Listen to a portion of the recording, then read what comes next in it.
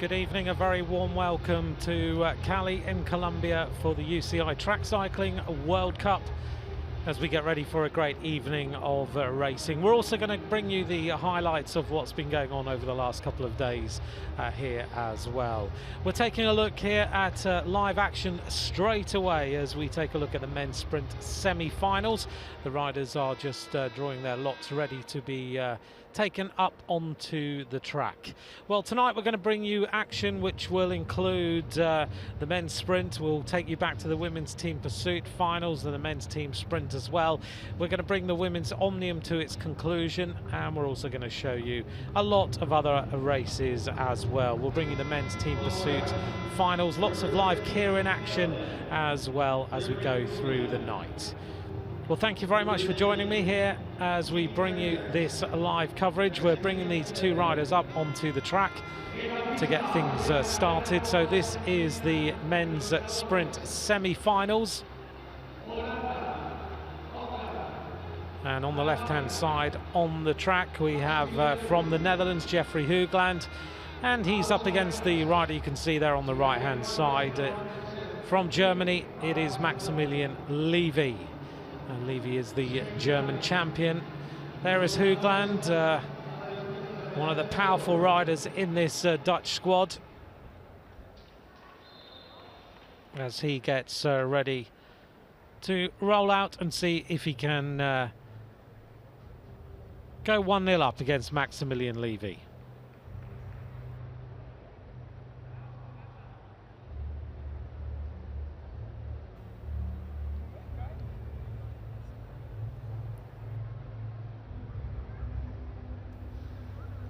The best of three rides then between these two riders.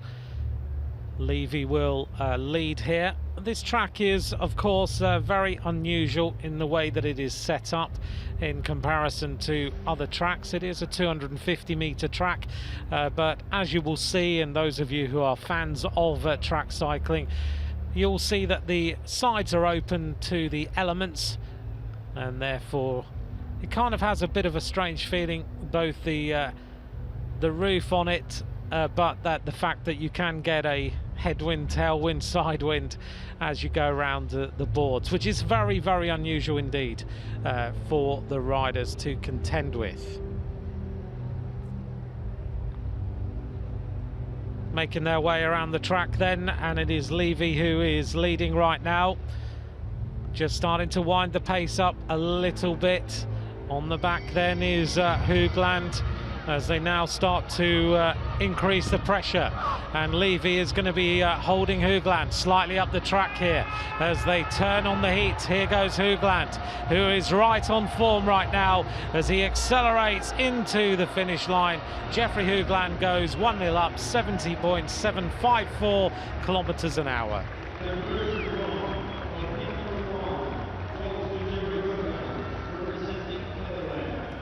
Jeffrey Hoogland right now, in terms of sprinting, is right on the top of his game, looking very, very good indeed. He won the European Championships in Grenchen in Switzerland just a couple of weeks ago, and he continues with his run of very, very good form.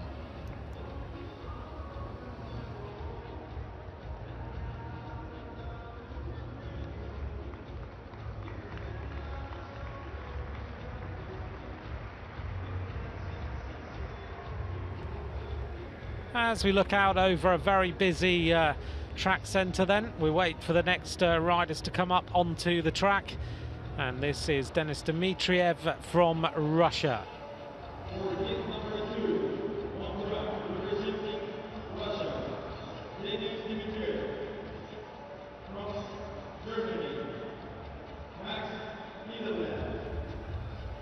Two riders then coming out onto the track.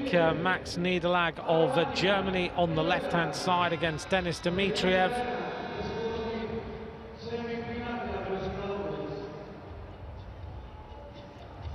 These two riders again have been racing a lot over the last few weeks. Niederlag was the silver medalist in the men's sprint in the European Championships in Grenchen in Switzerland. again a couple of weeks ago. We had a great series of races there. Denis Dmitriev, the Russian rider, he rode the London 6-day straight after the European Championships. And he did very well in the London 6-day. He really delighted the crowd there before moving over to Colombia.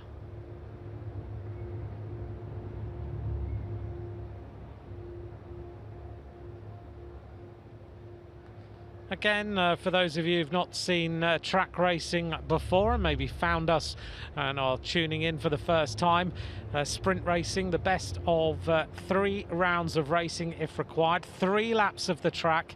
The track is 250 meters in length, and it's very, very tactical indeed between these 2 riders. We've already seen Jeffrey Hoogland go 1-0 up in his race against Maximilian Levy, and now it is all about whether Nederlag can go 1-0 up against Denis Dmitriev. Right, they're making their way around the boards of this Cali velodrome. On the front then is Nederlag as he starts to accelerate just a little bit more.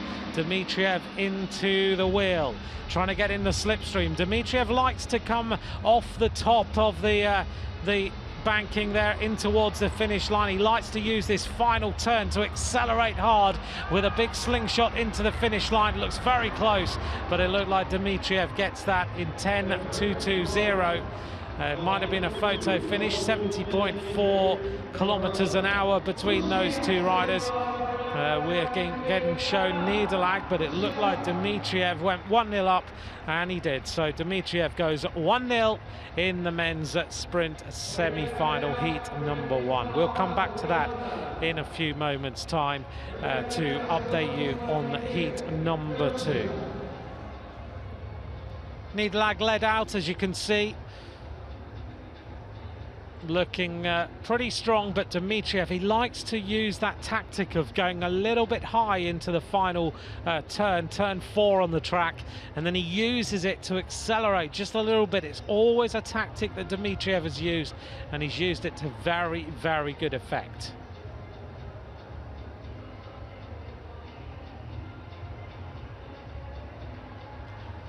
Well, let's take a look now at the women's team pursuit, and this is the finals.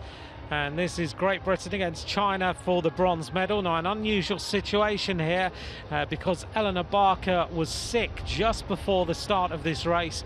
But the rules state that you must start with 4 riders. So as soon as they pulled away from the start, Eleanor Barker is out of the Great Britain team, leaving them with only 3 riders. The Chinese team then, Wang Donyang, Ma Menglu, Wang Yong and Chao Baofang, up against then Katie Archibald, Kira Horn and Joanna Rousel-Shand as they go through the 1,000-meter point. Great Britain 0.6 of a second down. And Great Britain, having just won the European Championships, now up at world level.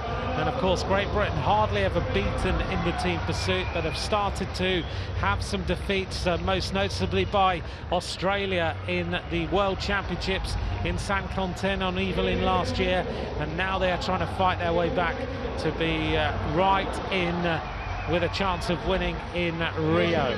Going through the 3,000-meter point then, and Great Britain trying to come back to take this bronze medal. Katie Archibald, Kira Horn and Joanna Rousel-Shand are racing against the 3 riders now of China, heading to the finish line, and Great Britain win by 0.169 of a second, an average speed of 54 kilometers an hour, dead on, and they just take the bronze. And I think that hurt them an awful lot there, but between 3 riders over 4 kilometers, that was a big, big ask.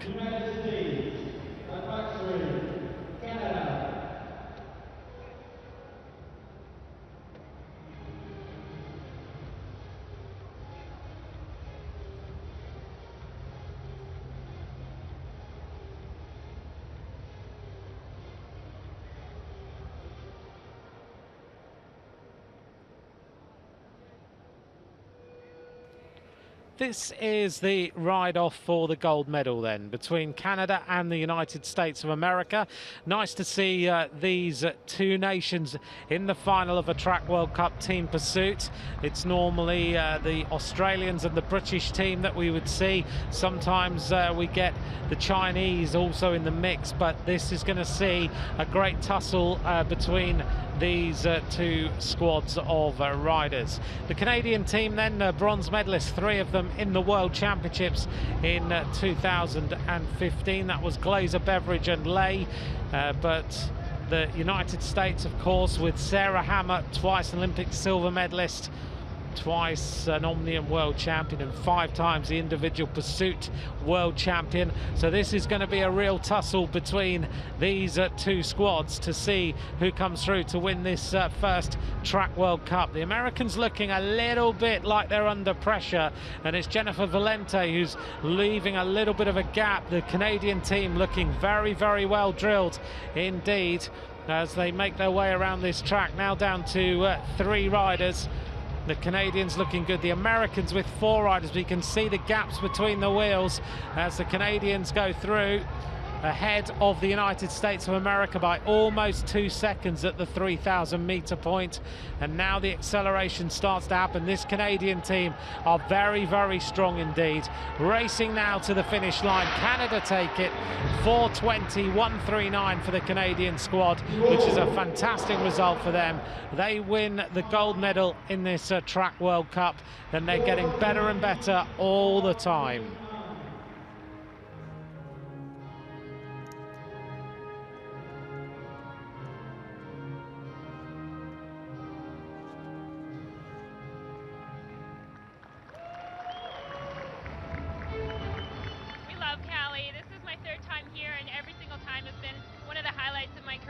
The last time I was here was at the World Championship, and that was one of our best performances, so we were so excited to come back and to show how much we've progressed since then. Well, they certainly have progressed very strongly indeed, as we now turn our attention to the men's team sprint. This is for the bronze medal, and we're going to see Australia up against the Netherlands. The Netherlands were the team who won the gold in the European Championships in Grenchen a couple of weeks ago in a time of 43.232. The first time we get to see the Australians this season, with Nathan Hart, Jakob Schmidt and Matthew Glaetzer.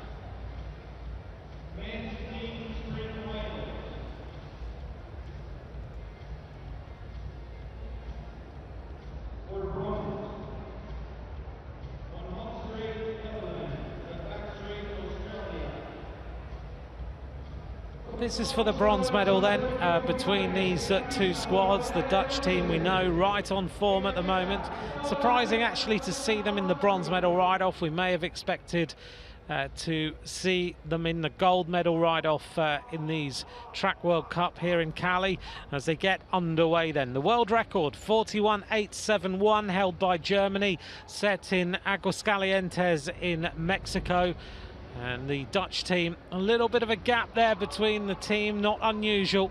Very, very close between these two squads as they make their way around this track. And it looks like it is a real tussle now between the Australian team and the Dutch team. As we see them go across, it's 0.7 of a second, and the Netherlands are slightly ahead. Now it comes down to the big, big final lap. Who can manage to take this one between the Dutch and the Australians, racing to the finish line? That was very, very close between those two squads.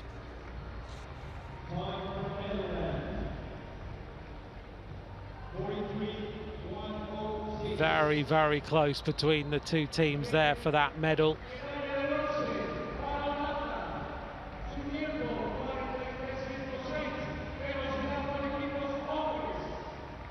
And the Netherlands get it by 43.106 to Australia's 43.694.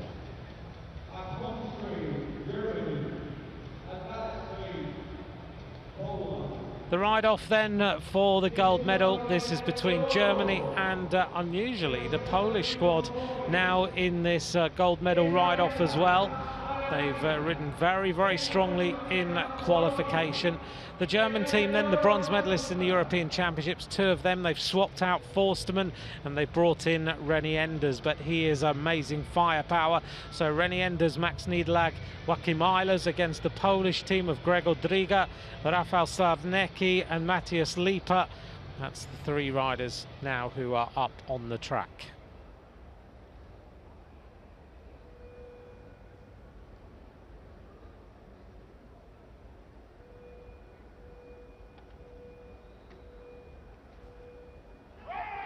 This is for the gold medal then. The German team getting underway. They don't have Forstermann's thighs, but they have got Rennie Enders in here instead.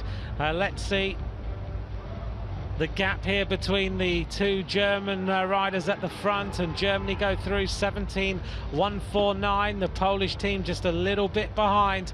Can the German team take this one? The Polish team looking very, very good. They're getting better and better at this team sprint competition. 0.262 down for this Polish team. Can they come back at the Germans? The Germans so good at team sprint contests, and they race now in towards the finish line. They hit the line. The Germans win 43.095 over 61 kilometers an hour, and they take the gold medal in the men's team sprint.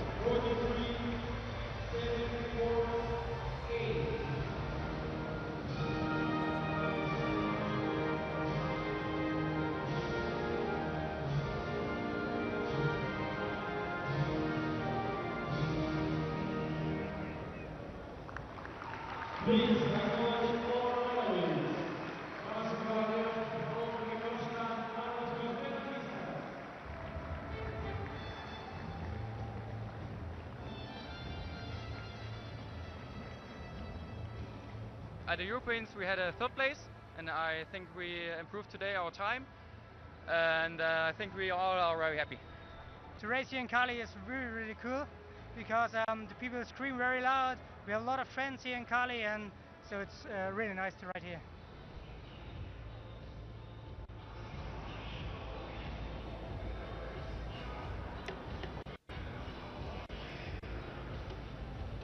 As we take a look here at the track then, we are taking a look back at the women's Omnium before we go live to the final round of the women's Omnium, which will be the point race.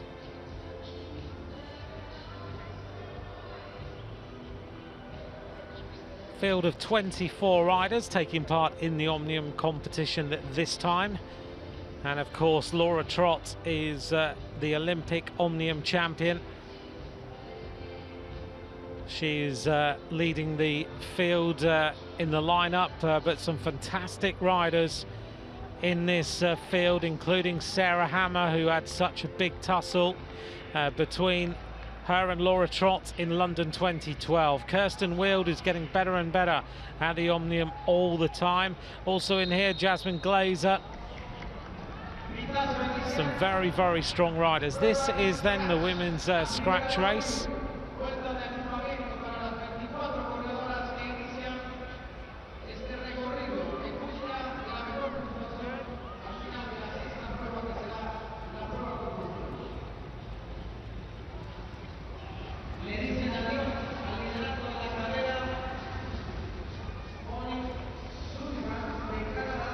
.16 laps to go then in the women's scratch race in the Omnium, and a bit of an attack here off the front, and this comes from the Belgian rider Lotte Kopecky with 10 laps to go, and Kopecky looking very, very good, taking a lap on the field. With 10 laps to go, no other rider is going to take a lap, and so Kopecky making a very, very strong move with around about 15 laps to go, and going in there to lap the field. With 2 laps to go then, Kopecky already secured the win in the scratch race. Now all about how the riders would do on the run-in to the finish. Who would take 2nd place? Laurie Burton looking strong in this Omnium. Laura Trott moving away around the outside, and Laura Trott scoring 2nd place. In 3rd place, Laurie Burton of France. Kirsten Wild in 4th place 1 lap down. Sarah Hammer also scoring well.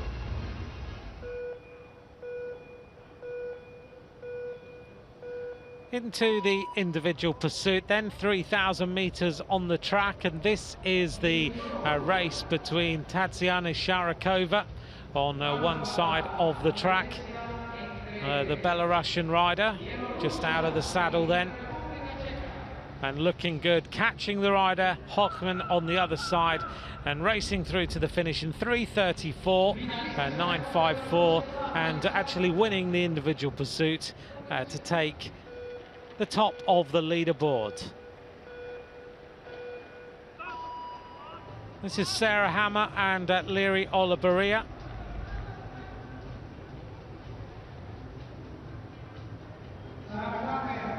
Sarah Hammer, such a good pursuiter,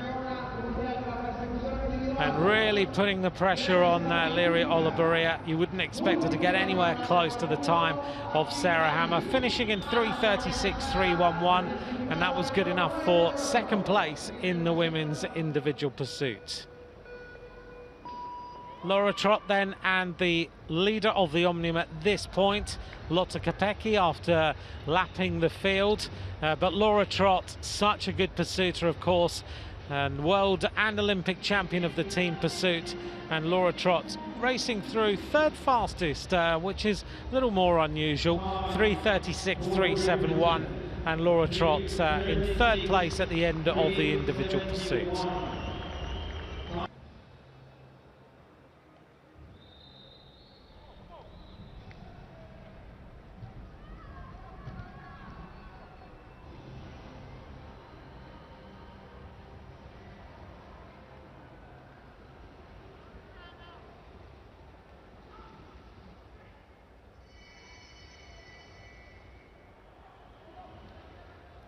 This is the elimination race.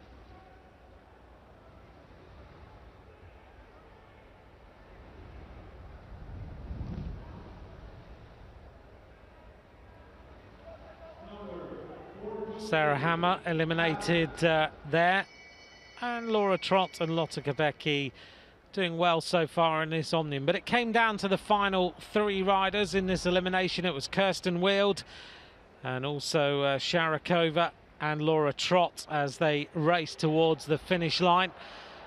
Laura Trott trying to stay near the front to stay out of any trouble. Tatyana Sharakova eliminating Kirsten Wild. So Kirsten Wild finishing third in the elimination race in this Omnium, the third round on the final day. It came down then to a tussle between Laura Trott and Sharakova. Sharakova in the red and white. Laura Trott trying to track her here. Sharakova, the 31-year-old Belarusian, a world champion in the scratch race, leading out. But Laura Trott looking very, very quick indeed, moving around the outside, accelerating hard into the finish line and taking her first win in this Omnium, which is again unusual for Trott, but looking like the legs are starting to come good after a very hard round of racing in Switzerland, in Grenchen, in the European Championships. Into day 2 then, and the time trial.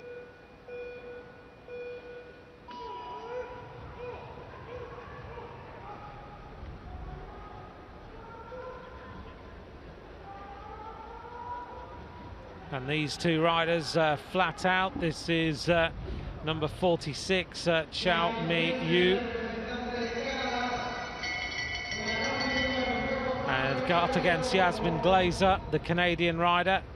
And Yu looking strong from Taipei and racing in towards the finish line. Went through the 250 in 19.856 with the fastest time, and this rider finishing in 35.025.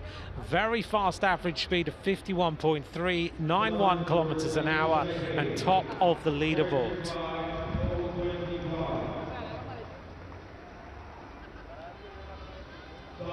The results then of the 500-meter time trial, and it was the rider from Taipei top of the leaderboard, Laurie Burton in second and Laura Trott in third place.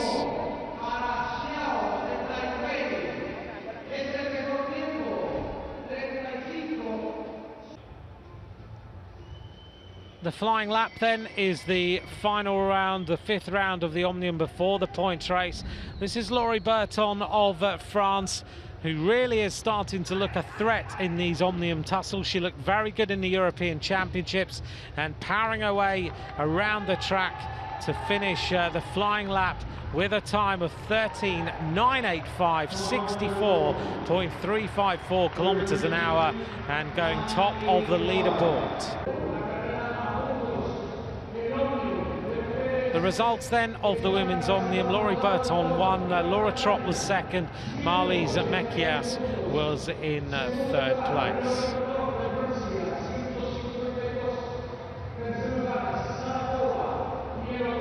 Well, as we join then the women's Omnium, before this Laura Trott was the leader with 188 points.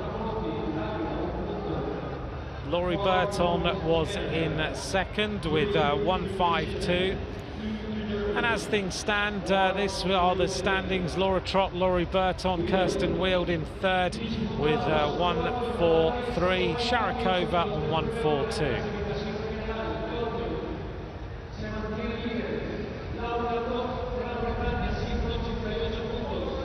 As we join here, Garcia has taken a lap, but is nowhere really in the standing, so that won't trouble anyone at all. And these 3 riders just going clear at the moment at the front of the race, and one of them is Laura Trott, who leads with 188 points. She's looking good as she turns around to see who's with her. It's Amelie Diedrichsen. Now, in terms of the women's Omnium, you have got 188 points with Laura Trott so far, but of course the points race is all about laps and points. If you take a lap, you get 20 points.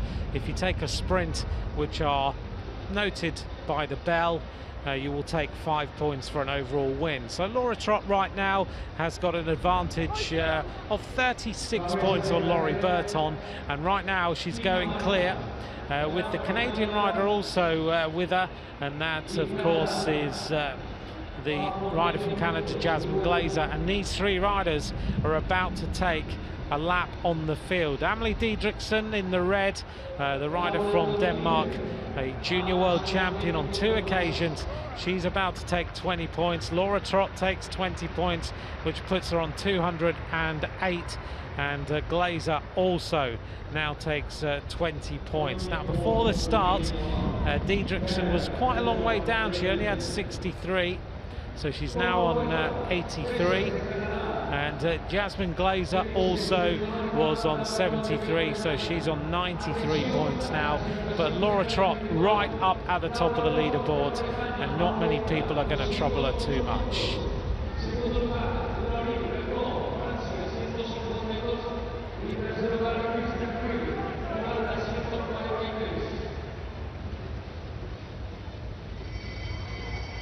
.52 laps of racing to go then, and we're going to get the next sprint. You heard the bell go.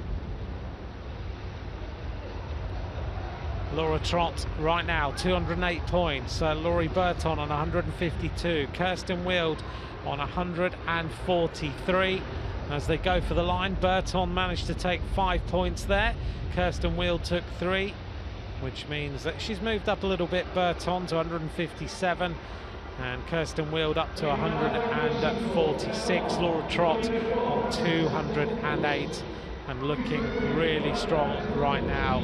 It was Zhao who took 2, and Holly Edmondson of Australia took 1 point. She's in 22nd place at the moment.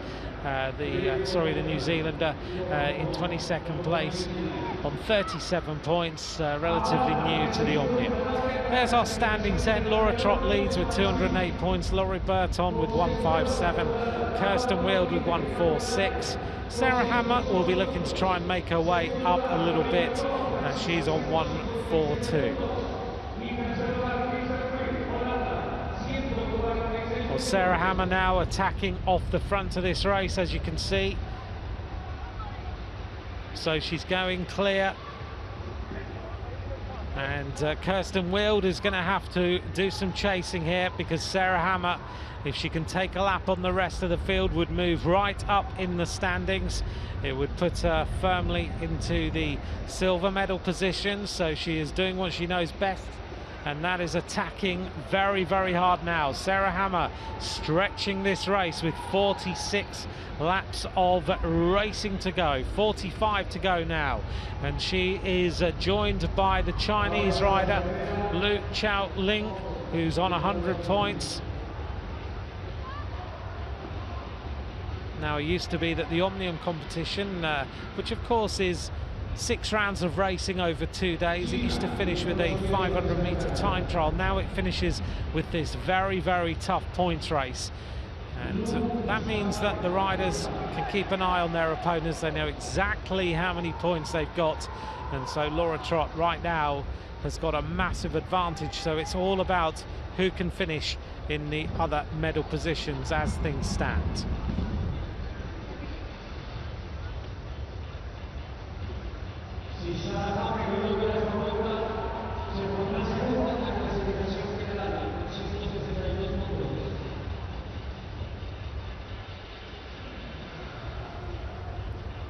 These two riders looking a little bit more dangerous now. 250 meters, these boards, the blue round the bottom there is the Côte d'Azur, as we see Holly Edmondson now just taking a little bit of a turn at the front in the black of New Zealand. The Australian rider who is in here today is Elisa Wundersit. She's 24th out of the riders right now. But Sarah Hammer is edging closer to taking a lap. She's being helped here by Ling of China. She does take 5 points, 3 points, sorry. Ling takes 5. So that's going to help Hammer. She's on 145 now. She's going to help her move up the standings a little now. And now we see the counter-attack starting to happen.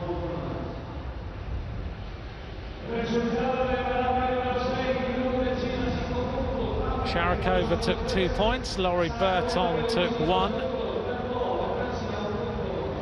And Laura Trott right now on 208. Burton on 158. Wild on 146. Hammer on 145. Sharakova on 144. So it's getting a little bit tight for these, the bronze medal in particular. And if Hammer does take a lap on the field, then she would move up. Diedrichsen and Trott have joined in on this again. Laura Trott and Diedrichsen have already taken a lap on the field, and now they're joining in yet again on another big attack. So it's Hammer, it's Sharakova, Laurie Burton. That's why Laura Trott has gone across, because Burton of France is in here. Diedrichsen. 6 riders clear, Ling and Sharakova. 36 laps of racing to go.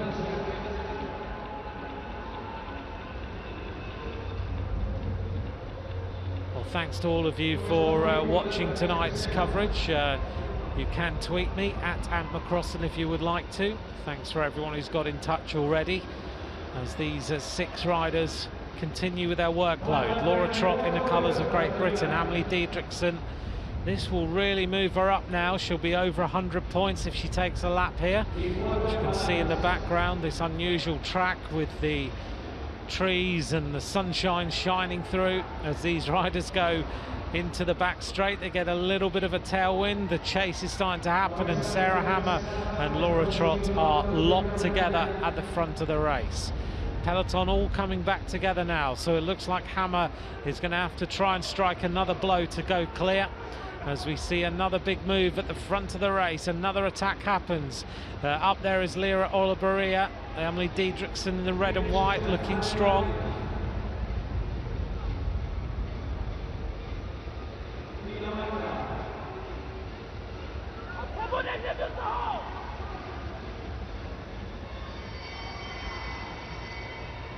Coming up now to the next of our sprints, Lyra Olabaria on the front. The riders tracking around. Who's going to take the points this time? Olabria at the front of the race. A very strong rider, a bronze medalist in the points race in 2008 in Beijing in the Olympic Games. She's going to go through. She's going to take 5 points. 30 laps of racing to go. The standings then, Laura Trott is the leader. The points were taken by Lira Olberia. Simona Frapporti of Italy took the 3. Amelie Diedrichsen took 2.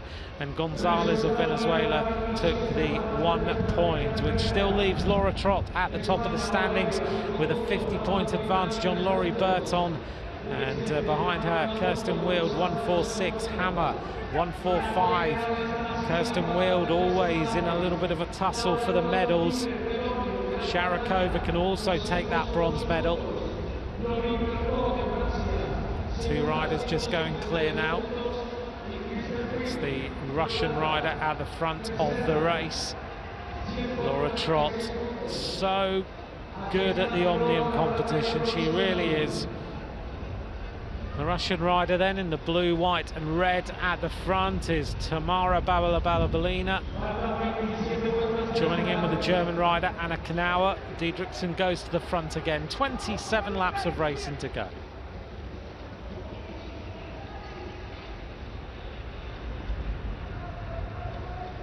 With 26 laps to go then, someone has got to make a move here if they want to win the medals.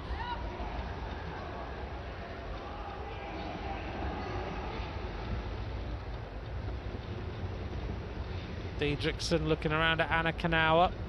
Lotte Kopecky moving up in the turquoise colours of Belgium. Remember, she took the first race of this Omnium competition. Since then, she has dropped away. She's in 17th place, having taken that first win in the scratch race. She hasn't really figured since. Balabalina at the front of the race. 25 laps to go. We're coming up to our next sprint.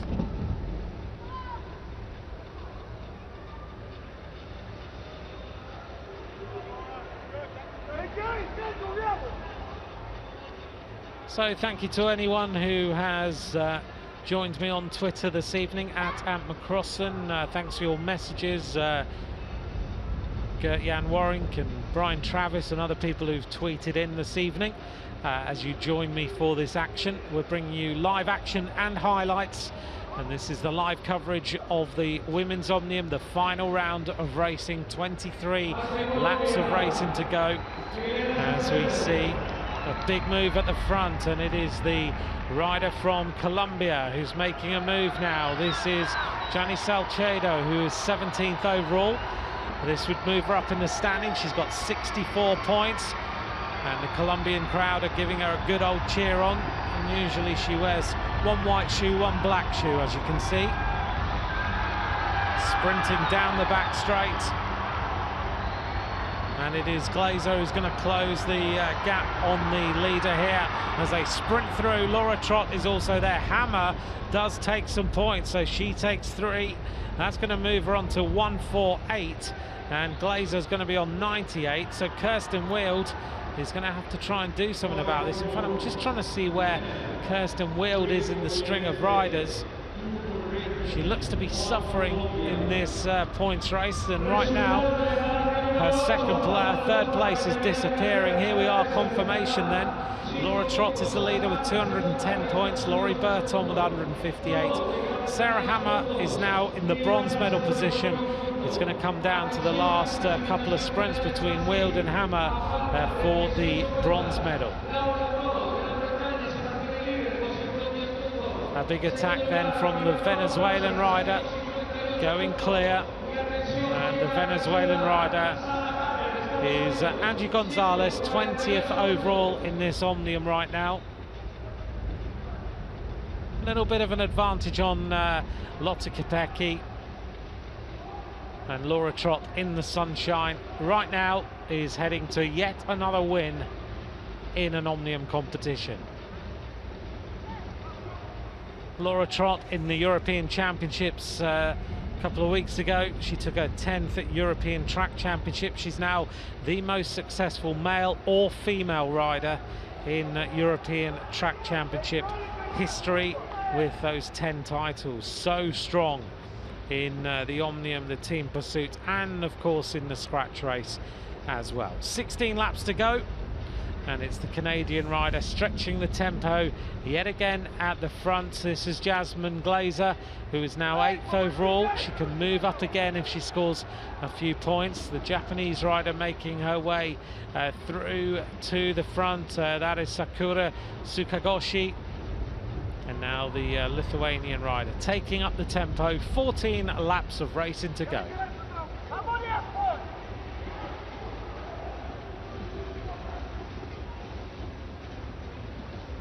Quite quiet in the velodrome this afternoon for this action.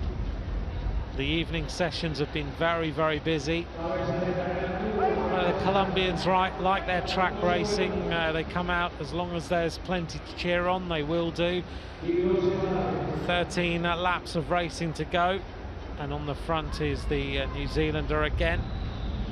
And that is Holly Edmondson. 41 points she scored, 22nd overall. Kirsten Wild moving up. This is very, very important now for Kirsten Wild. Coming up for the next sprint. Wild needs the points here to move herself back into the bronze medal position. If she can take this, she will move back into bronze as long as Sarah Hammer doesn't score. Hammer's on 148. Kirsten Wild is on 146 right now. Wild is going to race through. She's going to take 5 points. Lotte Kopecky takes 3. Laurie Burton was also up there with Diedrichsen. That's going to change things yet again. It's going to come down to this final sprint. There are 3 points now separating Kirsten Wild and Sarah Hammer. Confirmation of sprint number 9. Wild with 5 points, Kopecky with 3, Burton with 2, Amelie Diedrichsen with 1 point, and Laura Trott now has a 50-point advantage on Laurie Burton. There's our standings. 1 more sprint to go. Laura Trott leads, Laurie Burton of France in 2nd, Kirsten Wild in 3rd place. Getting very impressed with Laurie Burton, the way she's taking on this Omnium competition. As now we see the attack at the front, and it comes from the Australian rider trying to go clear. This is Elisa Wundersitz as she tries to stretch the race out a little bit more. 7 laps of racing to go.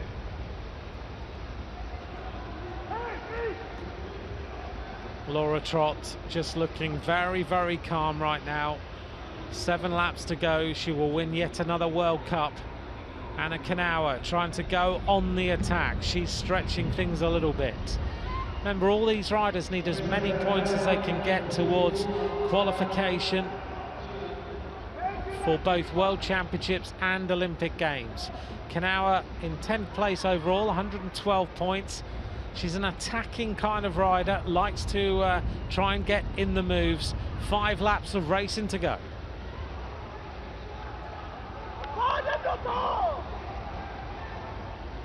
Anna Kanawa then a slight advantage on the rest of the field. If she can take these 5 points, it will maintain her 10th place. Now the counter-attack comes, and it comes from Lotte Kopecky of Belgium behind her. Sarah Hammer really needs to score some points, and Kirsten Wild has to pay very, very good attention. Sarah Hammer, though, is staying near the front. Can she now take the points and move in to the bronze medal positions? Kirsten Wild, the world champion of the scratch race, has got to be vigilant. 3 laps of racing to go. Laura Trott moves up on the outside to stay out of any trouble at all, wearing number 21 for Great Britain. 2 laps to go. Trott's going to go to the front. Sarah Hammer is going to track her here. Jasmine Glazer in on the wheel. Laura Trott's now going to lead this one out for the final run into the finish line. Sarah Hammer is looking for the 5 points. This is going to give Sarah Hammer the 3rd place and the bronze medal, because Kirsten Wild isn't there. She hasn't been involved in this sprint. Hammer goes for the line. Sarah Hammer takes 5 points in the final sprint. Trott takes 3.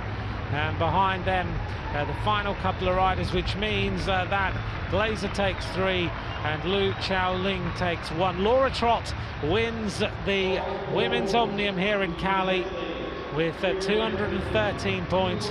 Laurie Berton of France takes the silver medal, and with that final sprint, Sarah Hammer will take the bronze medal for the United States of America, 2 points ahead of the Dutch rider Kirsten Wild.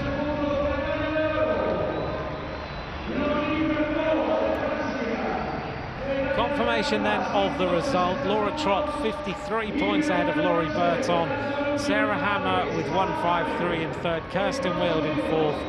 Followed by Sharakova, Oliveria, Glazer and Mejias. Laurie Berton all smiles. That's her best result in an Omnium competition. Looking very, very good. Sarah Hammer really had to show how strong she is on that final couple of sprints. Did very well.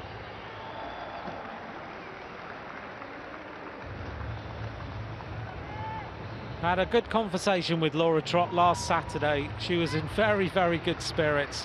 There she is, all smiles. She'd won 3 gold medals in Switzerland,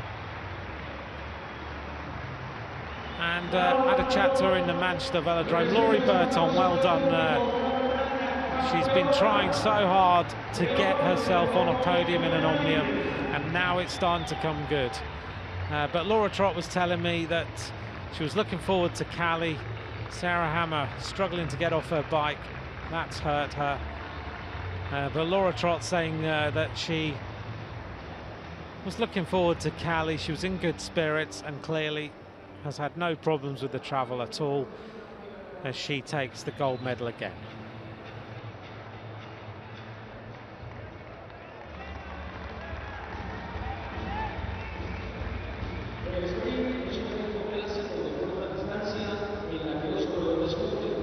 We turn our attention back then to the men's sprint semi-finals. We've already seen heat number 1 if you were with us a few minutes ago.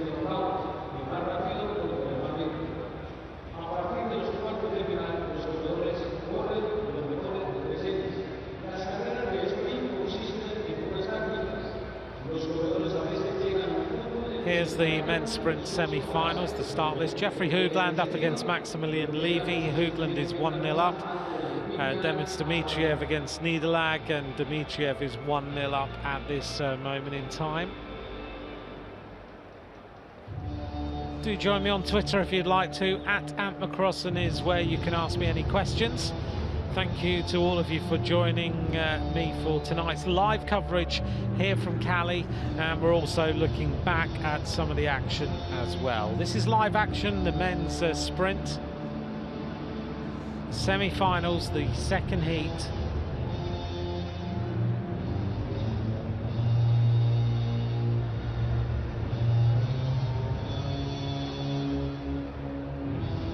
And we have Jeffrey Hoogland, the new European champion of the sprint, up against Maximilian Levy to decide who goes through to the men's sprint final, which we will of course bring you. During tonight then, the men's keirin, we'll take a look back at that. We'll also take a look back at the women's keirin. We'll bring you all the way through to the live finals. We'll also take a look at the men's Omnium, and we will take a look at the men's team pursuits. Lots of action all the way through the next couple of hours with us. So Jeffrey Hoogland, then the new European champion, alongside the German champion of the sprint, Maximilian Levy. Hoogland 1-0 up, and we'll find out who goes through to the final. Of course, it can go to 3 rides if required.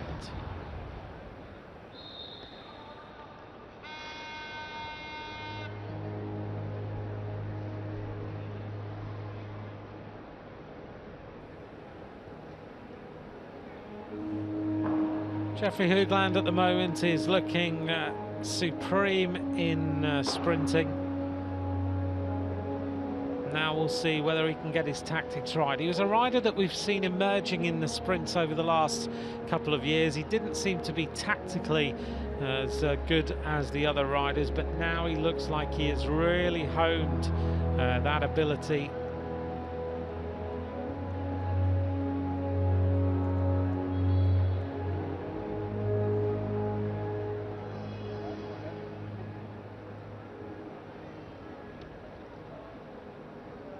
The pace starting to up a little bit. Levy was the bronze medalist in the Olympic Games in Beijing. Now he's got to try and find his way through here to try and take it to a decider. So far though, he's been very strong in his national championships. In 2015 he won the sprint and he won the keirin, and there's some great sprinters in Germany of course. Hoogland now sprinting flat out. Levy has opened up the gas very early, dives down. Hoogland now is going to have to go the long way round the outside to try and take this contest, which he does. He looks so strong. A supreme effort by Jeffrey Hoogland. 70.4 kilometers an hour, 2-0 up. He will go through to the gold medal ride-off, and Levy will ride for the bronze medal later on tonight.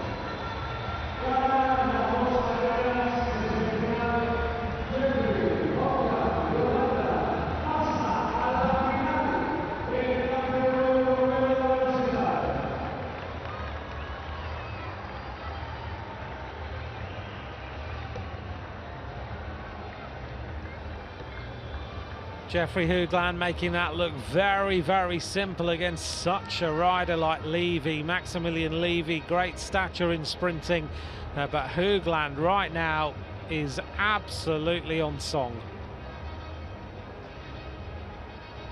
Who's he going to meet then in the final? As you can see on the gloves, Denis Dmitriev of Russia, just doing up his straps. He had a little bit of a crash earlier, as you can see. And he's up here against Max Niederlag.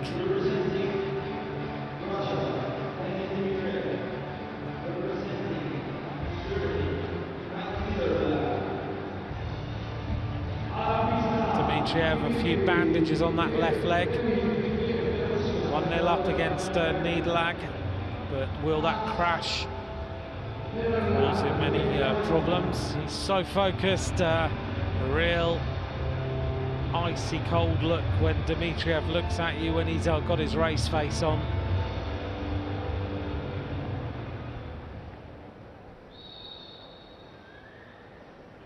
The race underway then. We'll see whether Dmitriev uses the same tactics that he used last time.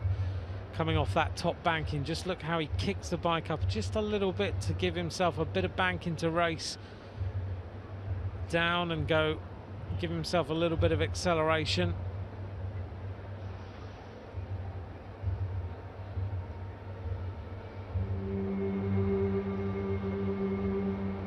Niederlag looking down through his legs actually to see where Dmitriev is.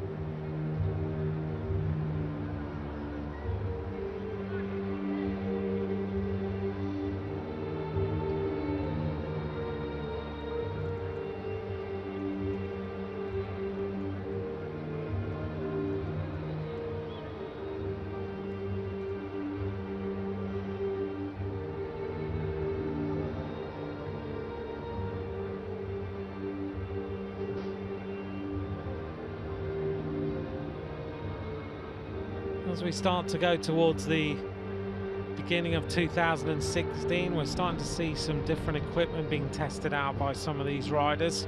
If you look very closely, and over the next rounds of the World Cups, keep an eye on just little things that are being tested ready for Rio 2016. They won't use everything at once, but they'll use just new sets of wheels, new frames. As Dmitriev drops down, he's trying here to hold Niederlag up the track. He had that crash in qualifying. Now he's accelerating hard. Dmitriev unshaken by the crash as Niederlag tries to get on terms. Dmitriev uses different tactics this time, but they still work. He goes 2-0 up. Look at that, 71.153 kilometers an hour. Dmitriev will face Hoogland in the final for the gold medal. Levy will race against Nederlag. Fantastic performance by Denis Dimitriev in the sprint. He lost an awful lot of skin in that crash that he had in qualifying, but now he's all right. Can he beat Hoogland in the final of the sprint later on tonight? Nederlag was the silver medalist in the European Championships behind Hoogland, so that's a great performance by Denis Dimitriev to get rid of Nederlag.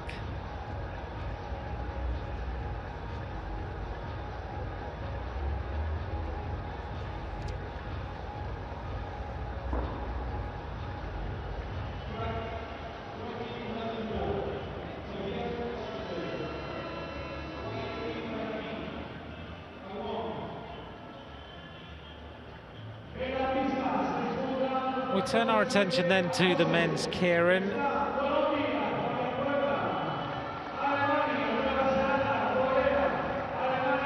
And this is the ride-off for the 7th to 12th places.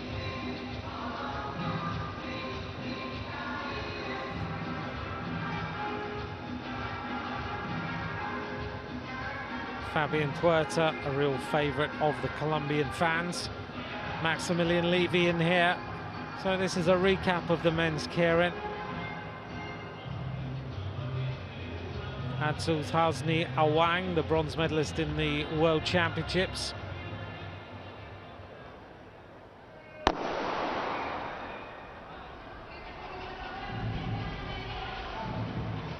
As usual then, 8 laps of the track. The Derny bike peels off with 2.5 laps of racing remaining, and then it's all about the big sprinter for the finish. Fabian Puerta at the front, behind him Awang, the bronze medalist in the World Championships.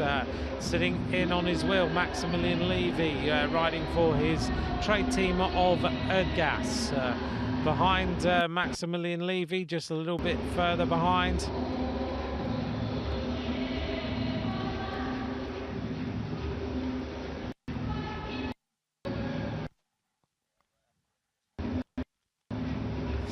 riders lining out, 6 laps to go. Sorry about that little bit of picture breakup.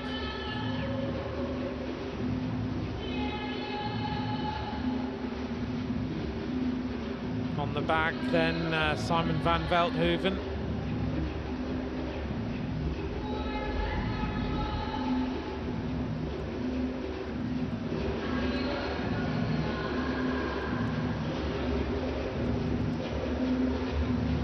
Laps of racing to go.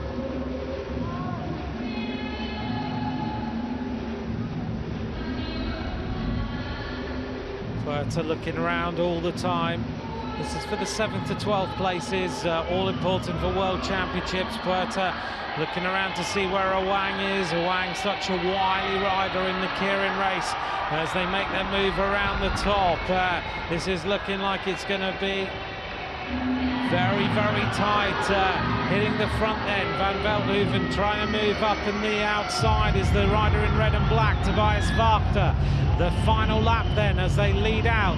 Who's going to take this one? Van Veldhoven on the front, looks to be tying up a little bit. Fabian Puerta makes a move on the outside, and Fabian Puerta races through. He takes the 7th place. Behind him, Van Veldhoven, and Advantageous Awang in 3rd place, taking the 9th place in the keirin competition. Fabian Puerta then delighting the Colombian fans. Average speed just under 70 kilometers an hour, and he wins ahead of Van Veldhoven and Awang in 3rd, taking 9th place overall.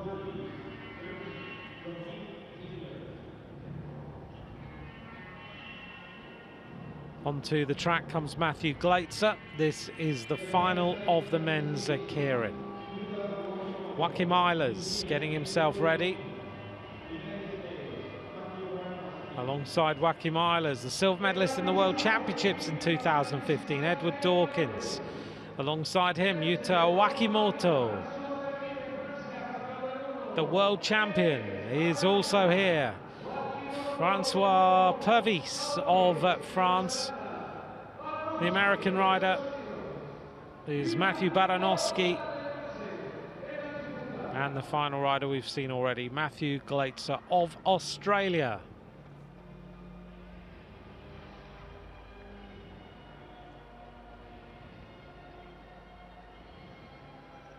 This should be a really good tussle between these riders for the gold medal in the men's keirin.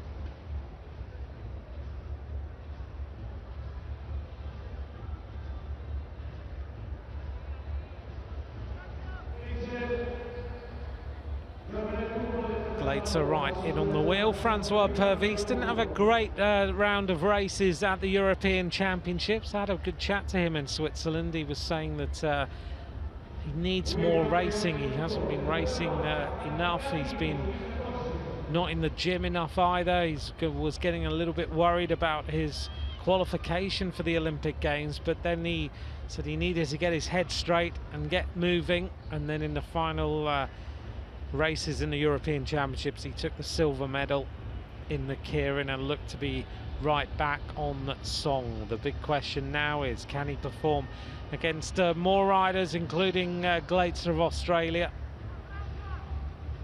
Then was just a European Championship. Now we see the international riders coming in. Gleitzer looking focused on the back of the bike.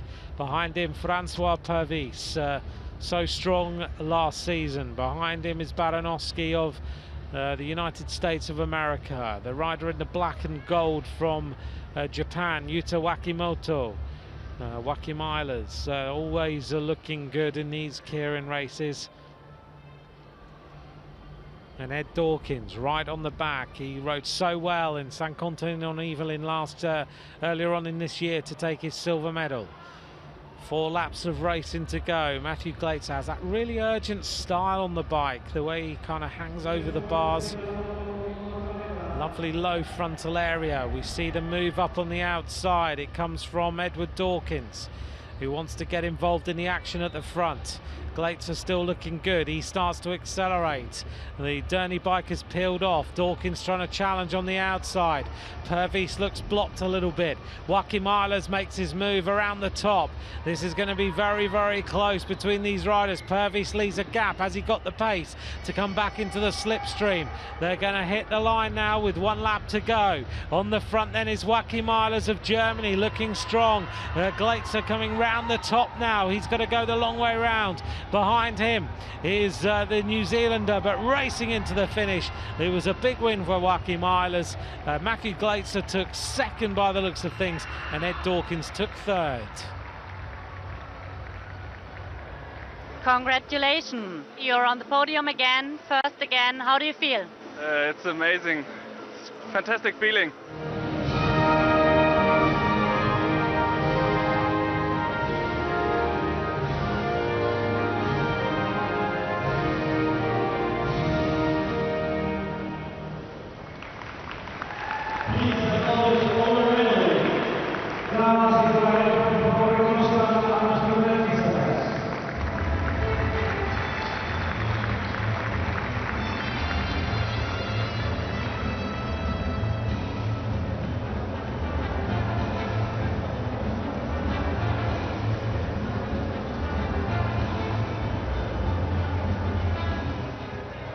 I hope you're enjoying our live coverage and highlights of this Track World Cup from Cali in Colombia, as we turn our attention live now to the men's sprint.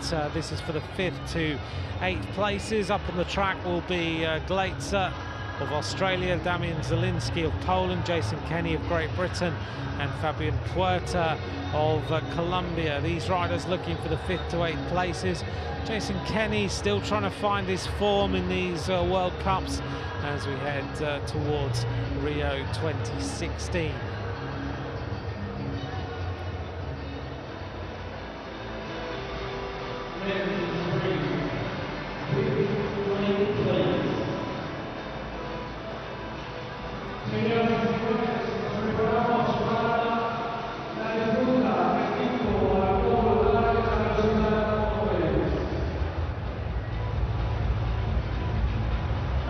riders now selecting what their place will be.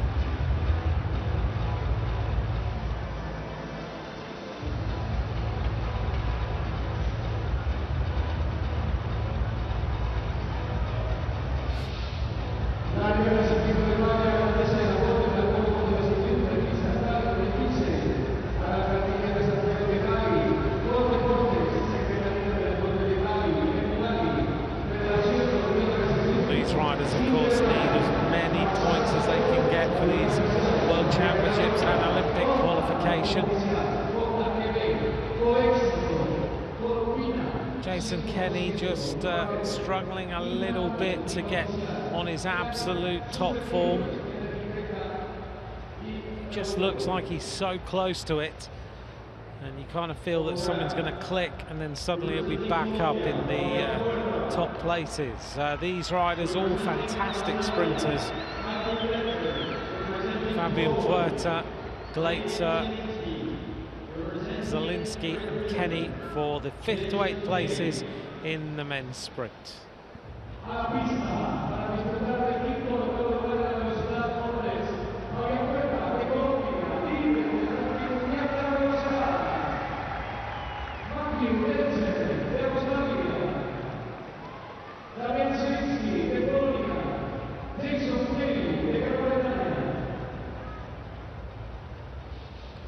Thanks for all your tweets, those of you who are enjoying or not enjoying the music in the background on the track.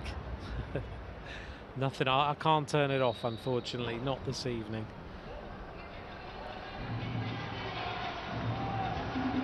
So these riders then underway. Matthew Glaetzer at the front, Jason Kenny moving up. It's very important to finish in 5th place here. There's Zielinski, a powerful Polish rider. Zielinski, we know, has been on good form. He was the bronze medalist in the men's sprint in the European Championships. Kenny looks like he doesn't want to wait for any tactical shenanigans that go on. He hits the front very, very early. Jason Kenny looking around to see where Matthew Glaetzer is. Kenny looking for a little bit more acceleration, holding Glaetzer up the track. They're going to go shoulder to shoulder. They're in the final lap. Kenny's getting washed away a little bit. Zielinski is there. Kenny is going to be washed away. Glaetzer takes it.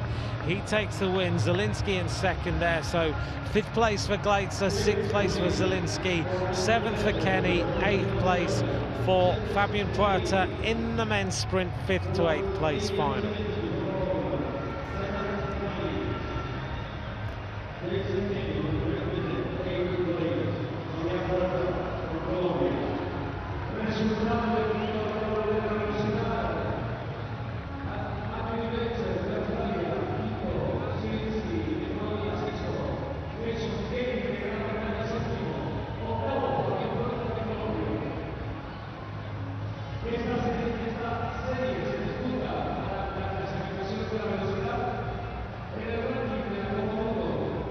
Here's the replay then. Glaetzer going immediately to the front. Kenny looked like he wanted to lead it out from a long way, but he just didn't have the speed to hold these riders off. Zielinski making his move. Glaetzer looking strong.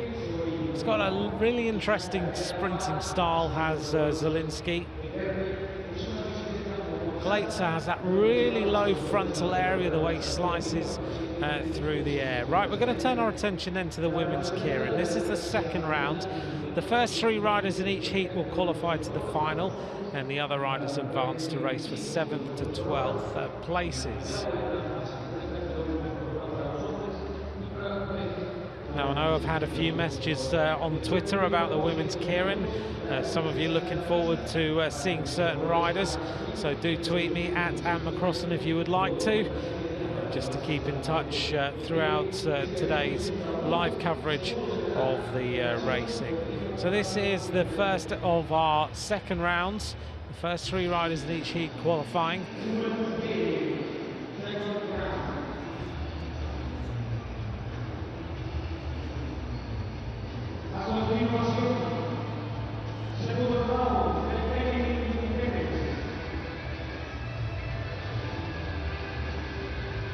Some great riders in this heat though. You can see the concentration there is Christina Vogel, 6 times a junior world champion, 6 times a world champion at elite level.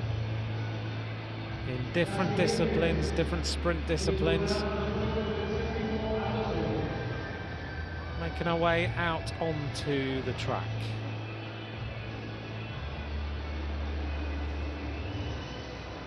In the women's keirin in Grenchen in Switzerland in the European Championships, Alice Litley took the gold, Virginie Queff took the silver, Katerina Nadenko took the bronze. Nadenko is riding in this round of races. Alice Litley not racing, as we see our first rider taking to the track. This is Lyubiev Basova, the Ukrainian rider, about to get lined up.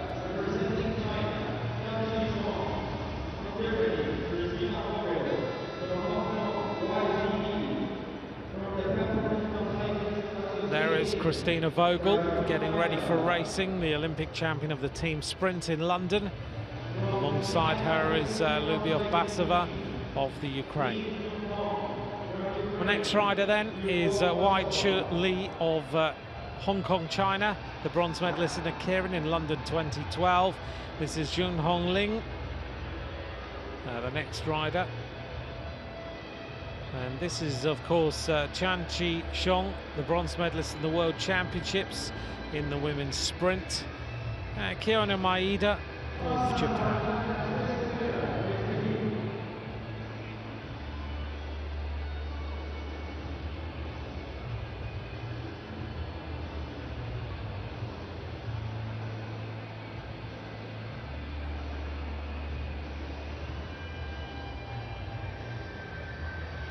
Same rules apply as the men's. 8 laps of the track. The Derny bike peels off with 2.5 laps to go. You're not allowed to overtake or even overlap the wheel of the Derny bike at all. If you do, you're disqualified as the riders get underway.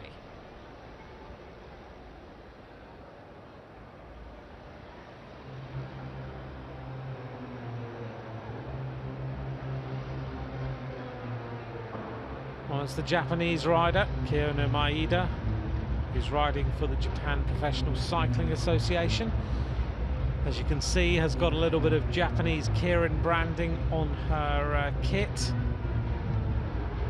If you ever get the chance to go keirin racing in Tokyo, then definitely go. It's absolutely incredible.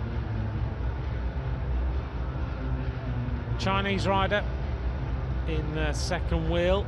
Just looking to see which rider it is. There's 2 Chinese riders, of course, in here. And it is Chan Chi-Xiong.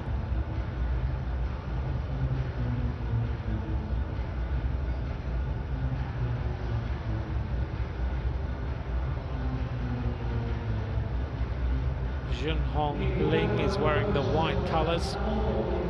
Wai-Chu Li in red. For Hong Kong, China, Christina Vogel in 5th place, and the Ukrainian rider Lyubiev Basova on the back of the grid. 5 laps of racing to go.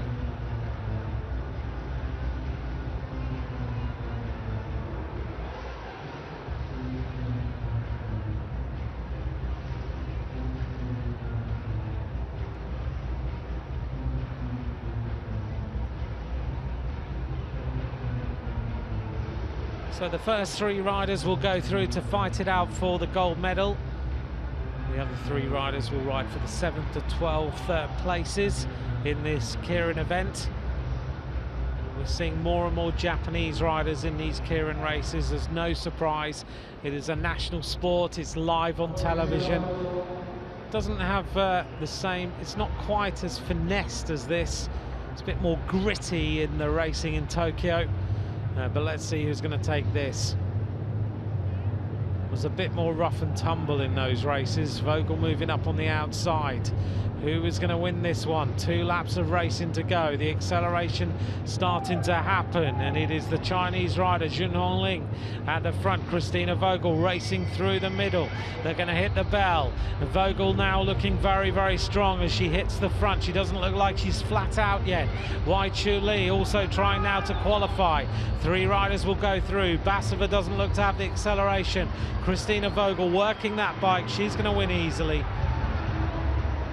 Wai Chu Li was up there, so was Chong Shanxi. They are the three riders who will qualify for the next round. Vogel, Wai Chu Li, Chong Shanxi, the three qualifiers, and the other three will go through to fight it out for the minor places.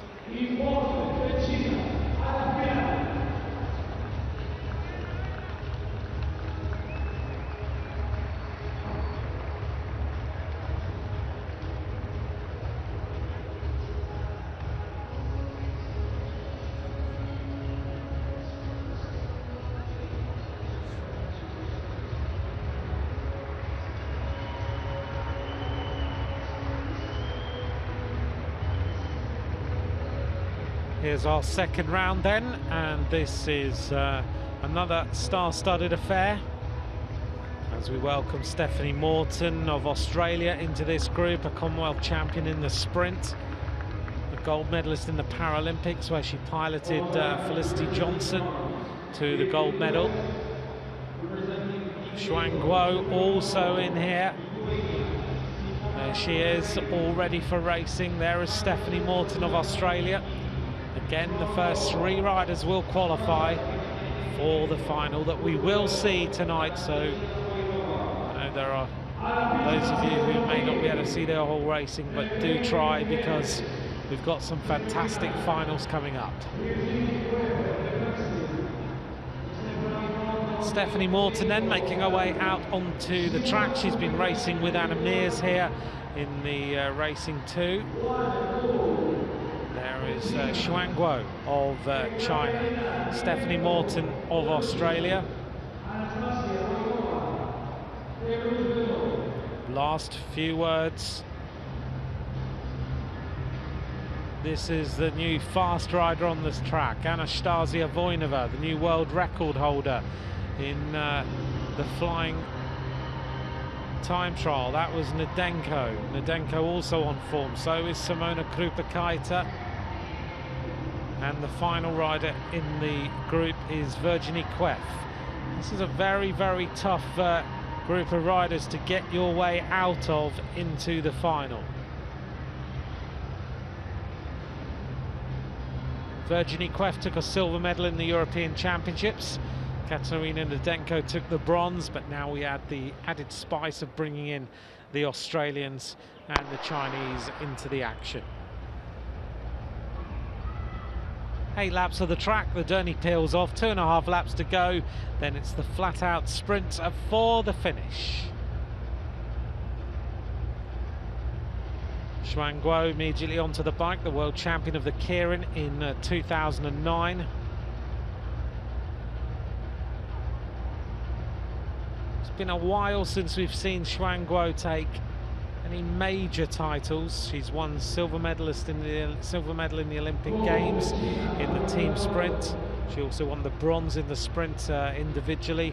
Silver medalist in the Keirin in London. World champion of the Keirin in 2009.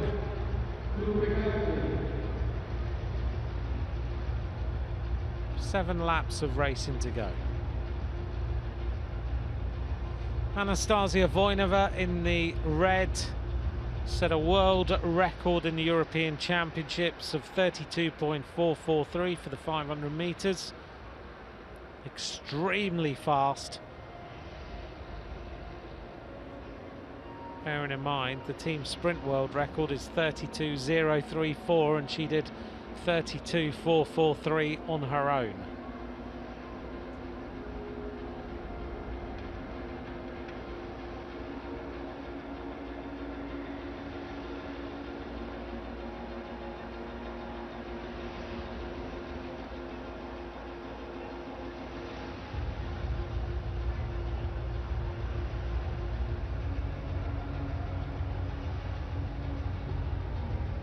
Circling the track then, Xuan Guo still on the back of the bike here.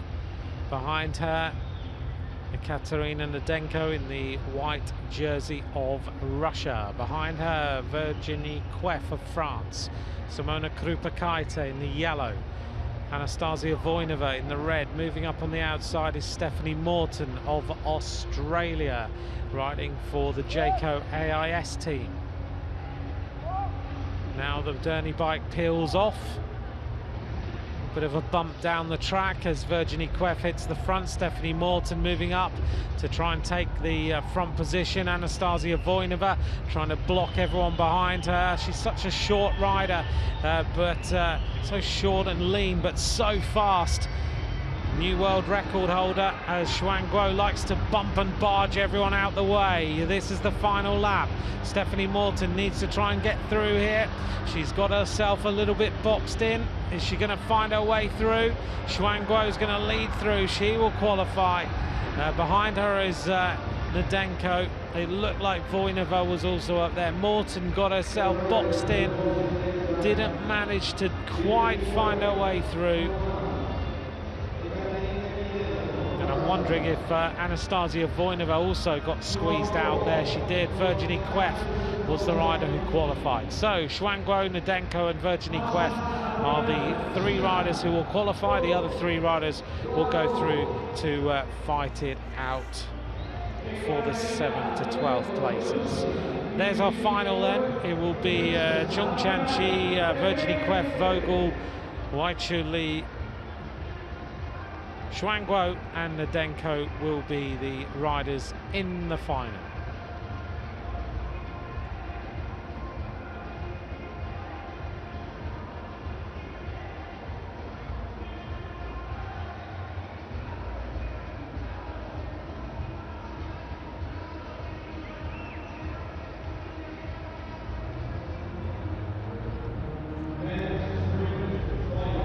Turn our attention back to the men's sprint in a second. Hope you're enjoying tonight's coverage.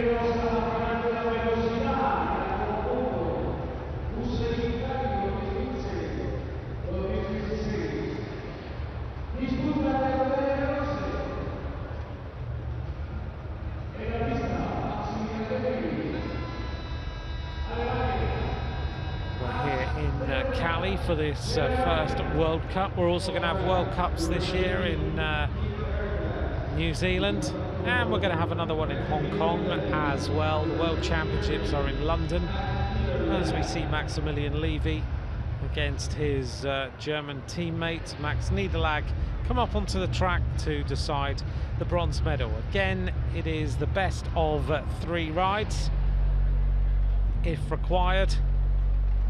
In the gold medal ride-off, we're going to see Jeffrey Hoogland against Denis Dmitriev.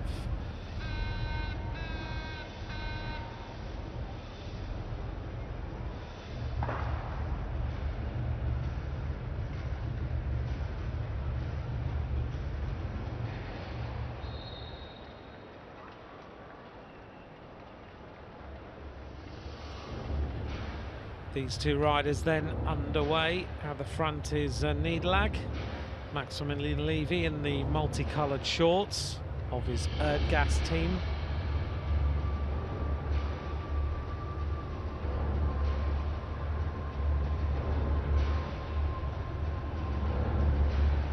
Niederlag unusually just kind of puts his head down, looks through the pedal gap really to see whether anyone is. As he goes to the top of the track, he's such a good bike handler, kicking that bike up to the top of the track. Really hard to do that on these bankings. Maximilian Levy, these 2 riders train together. There's going to be a little bit of needle between the 2 of them.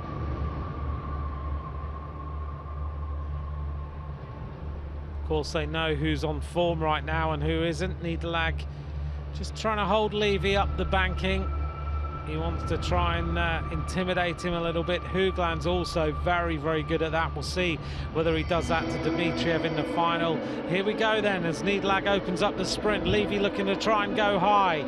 He'll try and use the banking to try and accelerate hard into the final 200 meters. And Niederlag is going to go drag racing around the top. Here goes Levy as they race for the finish line. It is going to be Niederlag who goes 1-0 up in that contest.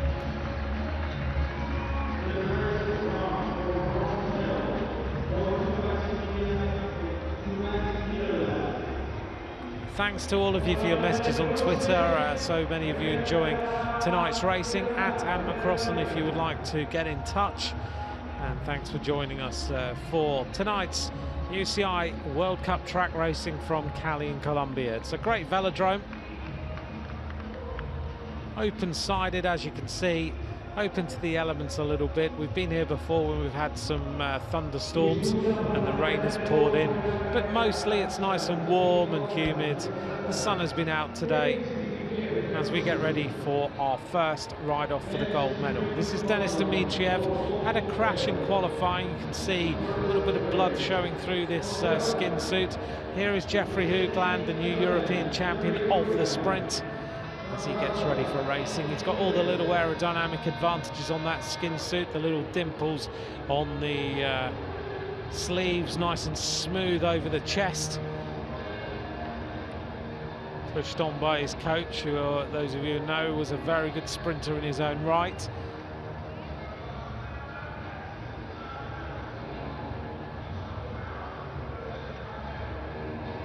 Best of three, Hoogland against Dmitriev.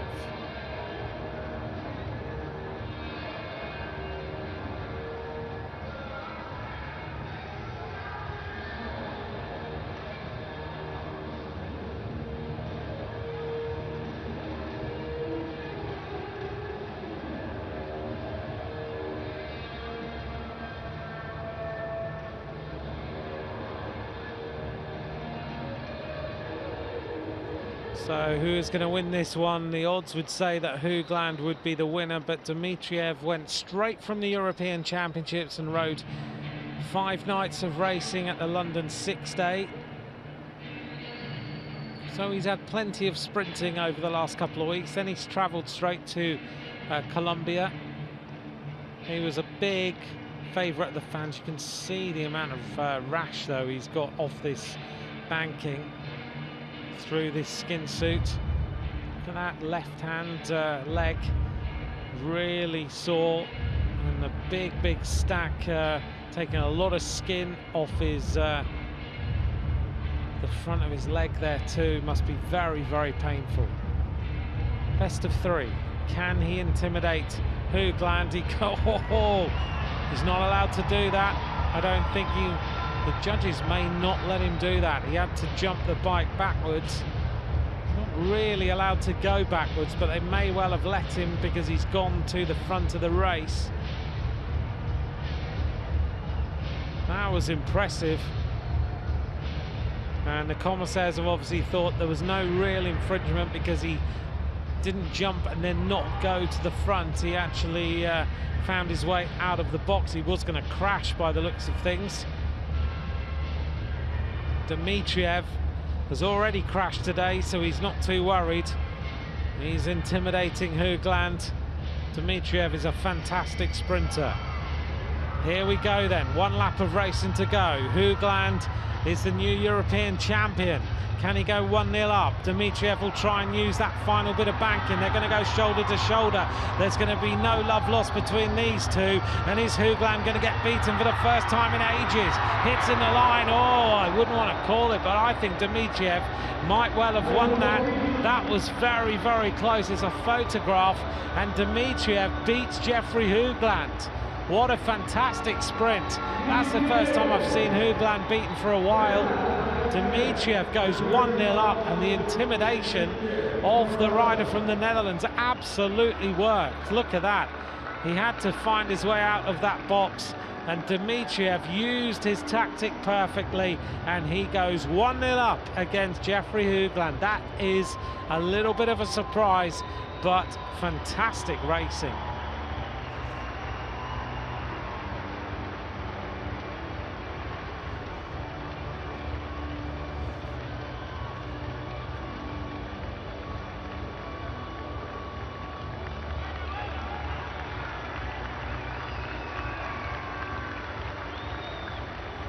Well, don't forget, we'll be back for the deciders of this in a while, so don't go away.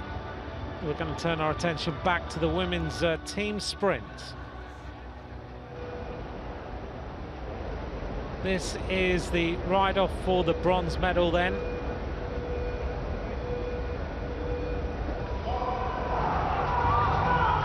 And this is between Germany and Rosvello.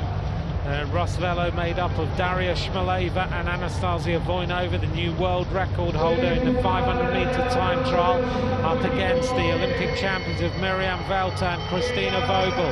Rosvello looking good, 0.321 ahead of the German pairing of Vogel and Velter, who are just trying to find their form on this track now as they go flat out. Voinova looking so good, hitting the line. 32.605 for Rosvello. They take the bronze medal.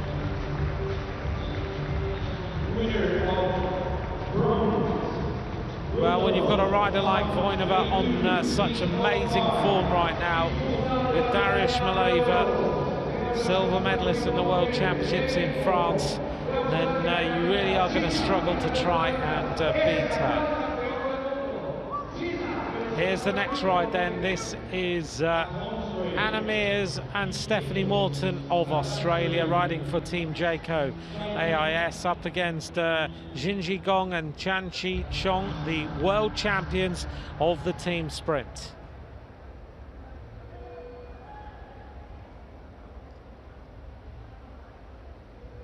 The great Anna Mears then, 32 years of age, the Keirin World Champion in 2015. Underway, the Olympic champion in the sprint, a previously Olympic champion in the 500-meter time trial. These are the current world champions of Jinji Zhong and Chan Chi Chong, as Stephanie Morton and Anna Mears try to win this World Cup.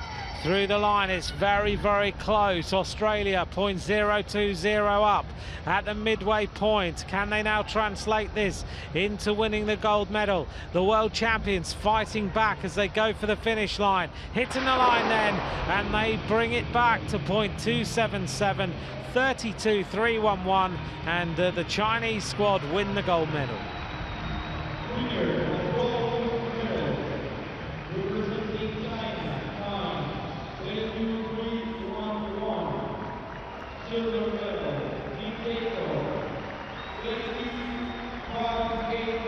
Fantastic team sprinting.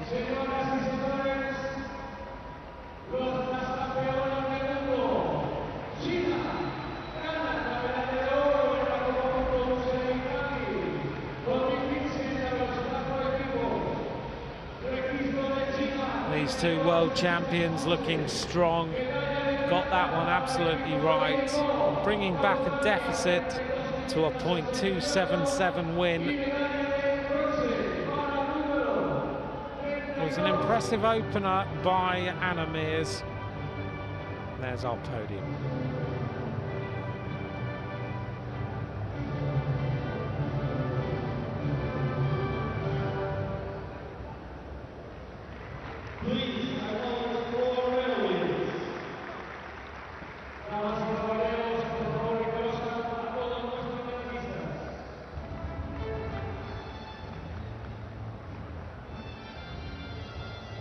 There's our podium then. China take the gold, Jayco AIS take the silver, Rosvello take the bronze.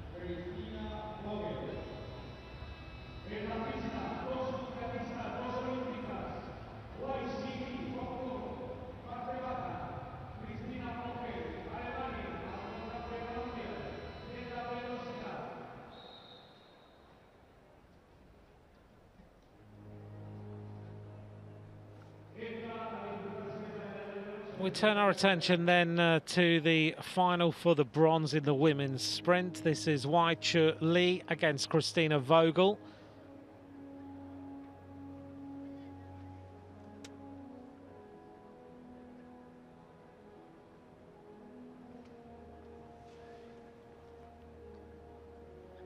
Christina Vogel, of course, the world champion.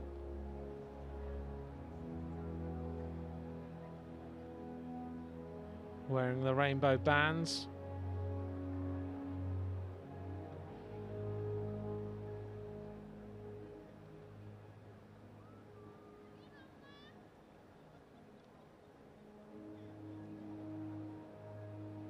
Wai Chu Lee, the bronze medalist in the Keirin in London 2012. Vogel with such prolific palmares.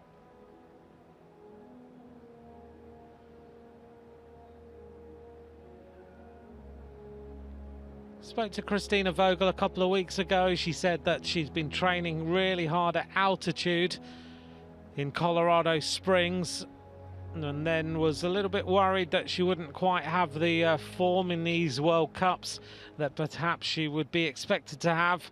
But the altitude training would start to pay off. Now we're seeing Vogel lead. Wai Chu Li right in the slipstream, the rider from Hong Kong, China. As Vogel opens up the acceleration, Wai Chu Li on the black line. Vogel looking to have a little bit of an advantage down the back straight. Wai Chu Li with a big acceleration onto the wheel, and they race for the finish line and throw the bike to the line. It was 63.548 kilometers an hour. And it is a win, I think, for Wai Chu Li of Hong Kong, China. Here's the replay. Vogel just tying up a little bit, and Wai Chu Li throwing the bike of the line to take that victory in run number 1. 1-0 up. This is Chan Chi-shong in the red and Xuan Guo in the blue and white. The Chinese riders, as they look to try and find out who wins the gold medal.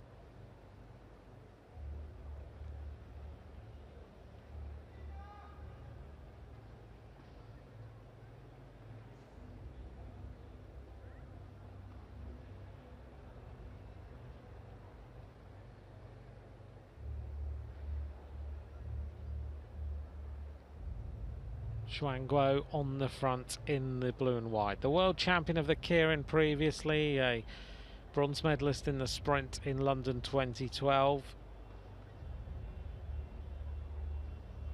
Chan Chi-shong from Shanghai, world champion of the team sprint. Also a bronze medalist in the sprint in the World Championships. Who is going to go 1-0 up in this sprint contest.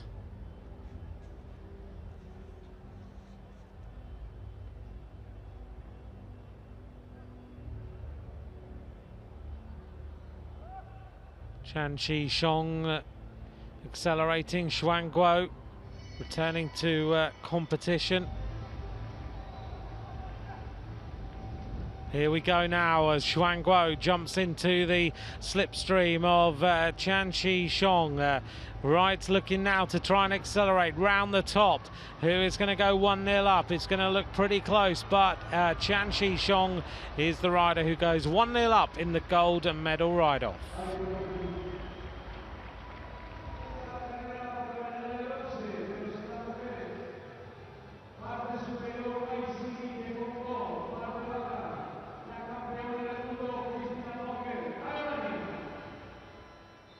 Back now to the ride between Christina Vogel and Wai Chu Li. Christina Vogel has to win this one. Otherwise she will go away as world champion with no medal at all.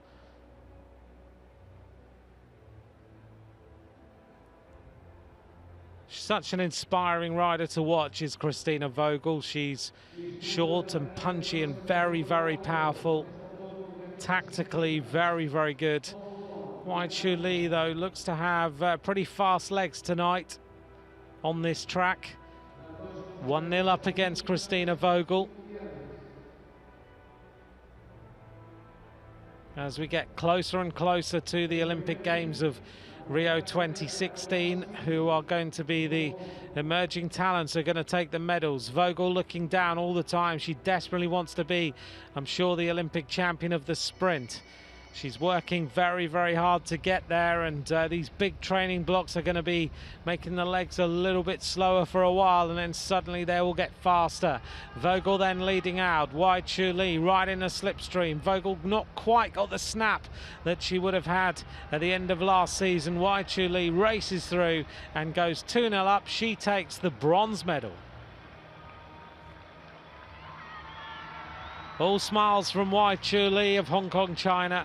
She beats Christina Vogel 2-0 in the women's sprint.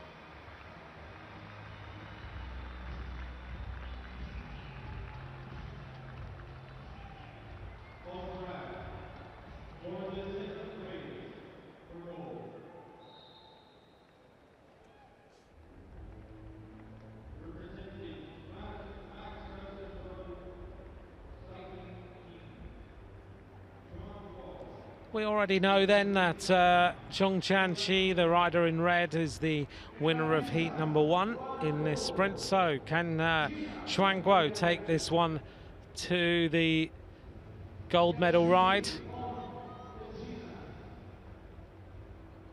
Thank you for all the messages on Twitter. Some are very, very entertaining. I'm enjoying it.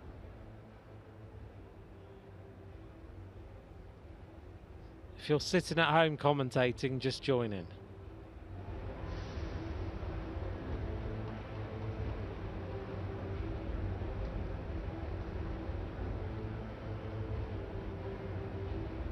Xuan Guo and Zhong Chanqi. Xuan Guo in the blue, Zhong Chanqi in the red. Zhong Chanqi was the winner in 11.296 in the first ride. As she starts to accelerate now, can she beat Xuan Guo and take this gold medal? That would be a little bit of a surprise, but Xuan Guo now into the slipstream. Can she go round the top, heading in towards the finish line? And it's very close, but Zhong Chanqi will take the gold medal in the women's sprint. 2-0, dismisses Xuan Guo. So the women's sprint producing a few surprises here. Zhong Chanqi the gold, Xuan Guo the silver, Wai Chuli takes the bronze, and Christina Vogel doesn't end up with any medal at all.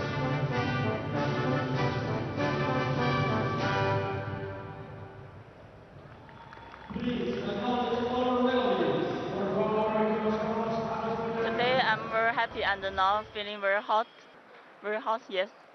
Yesterday and today just the beginning, and the future I will more faster or more hard.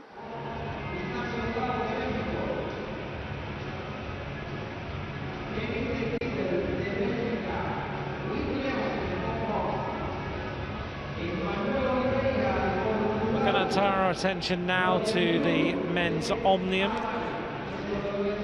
having seen the women's sprint. And we're going to catch up with what happened in some of the previous races before we get into the points race.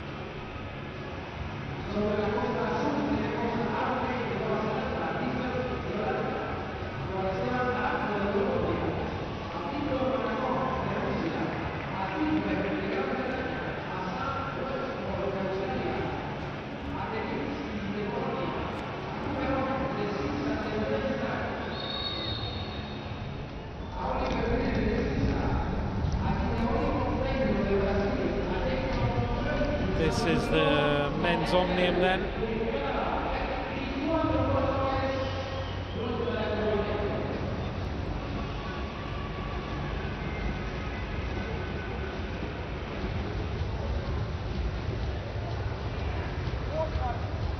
"22 laps of racing to go."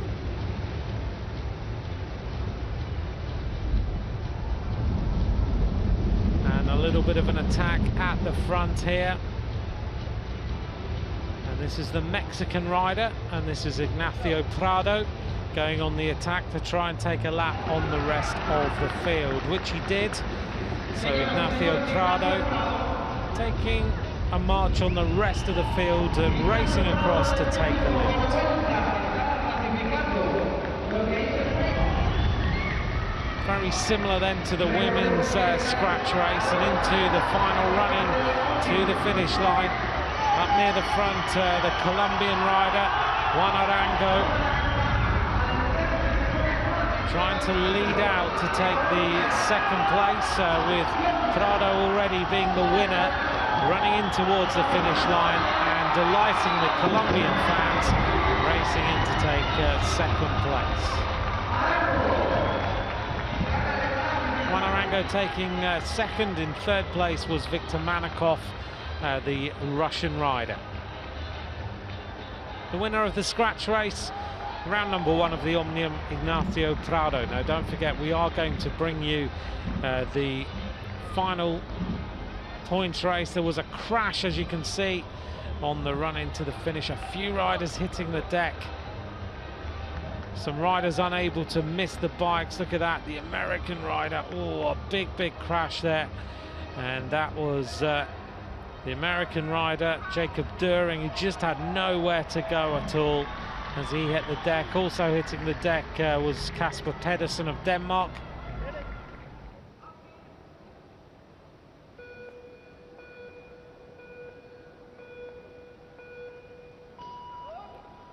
Into the second round then of the men's Omnium. This was the men's individual pursuit. And this is Sang-hoon Park of Korea up against Roger Kluge of Germany.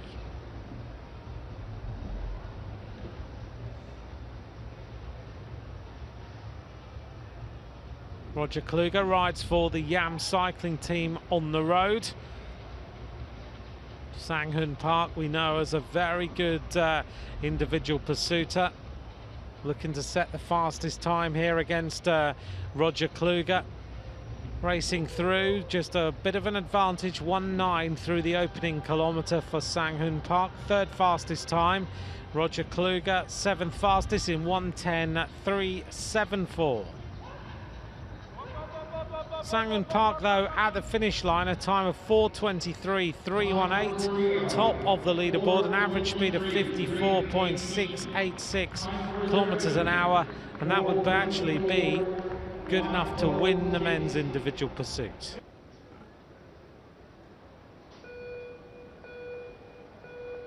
Up on the track then, Victor Manakov and Elia Viviani. Viviani, the new European Omnium champion.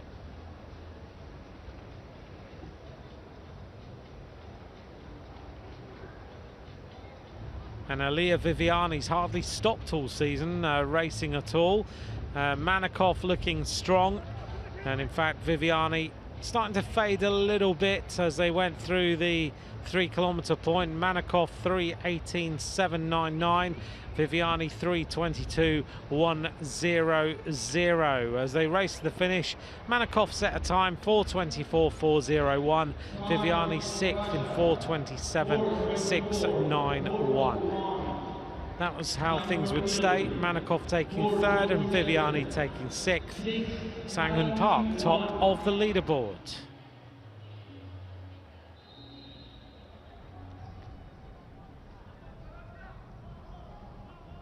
Into the elimination race then.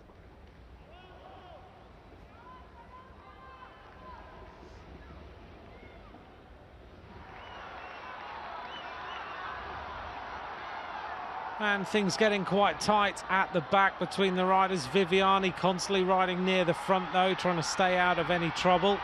The Colombian rider, Arango, giving the fans something to scream about.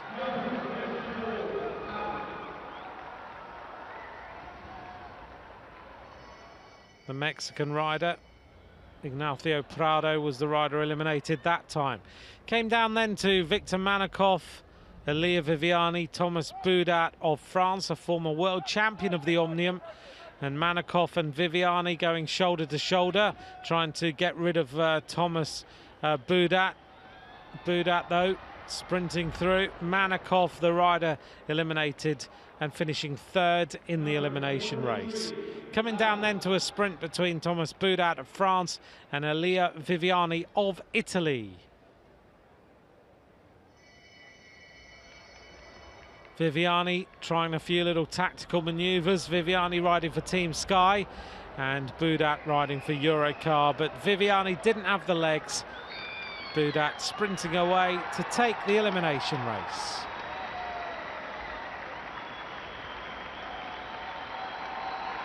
Thomas Boudat celebrating.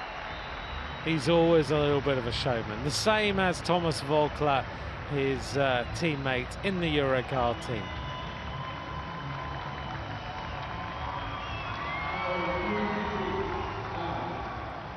Thomas Boudat just trying to get everybody going, winning the elimination race.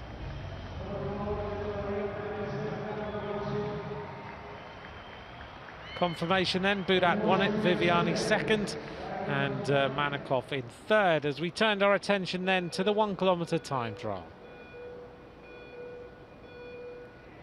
This is Adrian Teklinski of Poland up against Monteiro, the Brazilian rider. 4 laps of the track, and Adrian Teklinski of Poland getting into his stride nice and early. Looked strong through the 250 in 19.557.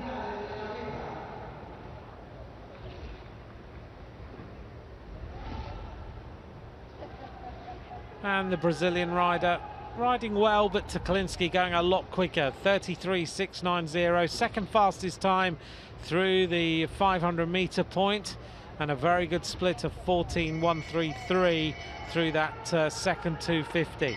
Into 750 meters, and it was first place for Teklinski to try and go top of the leaderboard in this 1 kilometer time trial. And as he raced in towards the finish line, Teklinski looking very, very good. 1:2.673, fastest time in the 1 kilometer time trial.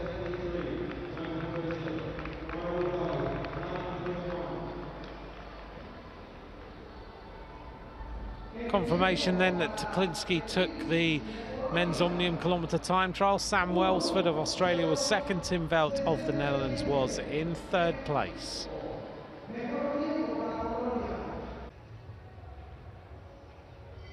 So into the flying lap then in the men's Omnium, the 5th round of racing. And Sam Welsford, having done so well in the kilometre time trial, was involved in the action, and he looked very, very strong in the flying lap. And indeed, when he set the time, it was 12.878. He was the fastest rider, and he won the flying lap, looking very, very good indeed. He took it ahead of Viviani, Sang-hoon Park in 3rd, and Teklinski in 4th place.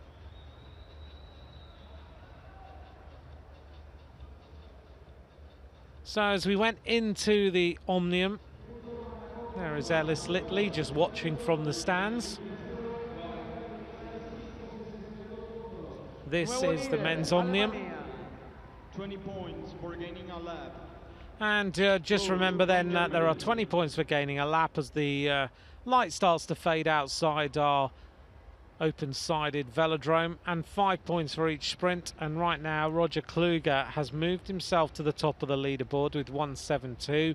Manikoff is second with 168, and Viviani is on 162 as things stand. Viviani was leading when we came into this points race. He had 158 points. Park had 150, Manikoff had 144, but Manikoff and Kluger have been taking laps all the way through this race. As things stand then, Kluger leads, Manikoff is in 2nd place, Viviani is in 3rd, Tim Velt is in 4th, Dibben, Sang-hoon Park, Thomas Boudat, Teklinski, Gate and Arango are the other riders in the top 10. Things have been pretty relentless since the start of this points race. We've had 6 sprints along the way.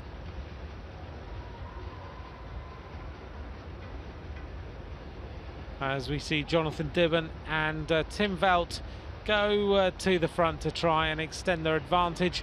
Viviani, you really have to wonder how he manages to keep turning his attention back and forward, road to track all the time. And I agree with you, Stuart Bickerton. How can he keep this format for 2016? He's absolutely awesome. He really is awesome. He's done an incredible job this year for Team Sky, and he's doing very, very well now on the track for himself as he heads towards Rio. That was the next sprint.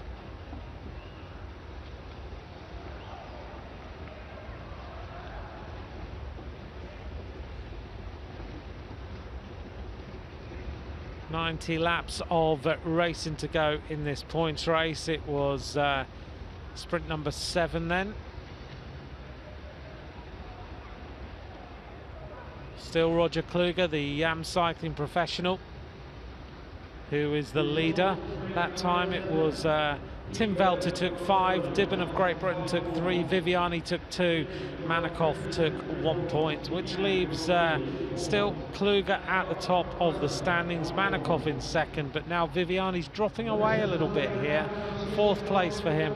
Dibben has moved himself into 5th, and Dibben in the European Championships moved himself up into the bronze medal position at the end of the race, and he's actually not that far away from winning this race as well. So Viviani just maybe starting to feel the tempo a little bit. I know after the track European Championships he went straight to London,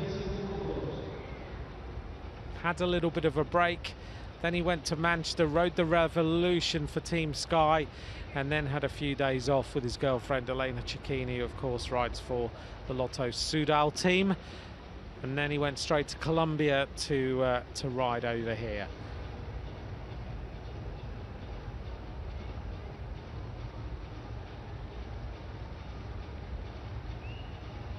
Join me on Twitter if you'd like to. Many of you have done already, at Ant McCrossan. Thank you for joining me for our live coverage here from Cali. Before the night is out, we're going to bring you the men's sprint finals, the men's team pursuit, and we're going to bring you the women's keirin as well. So don't go away, as we see 3 riders going clear.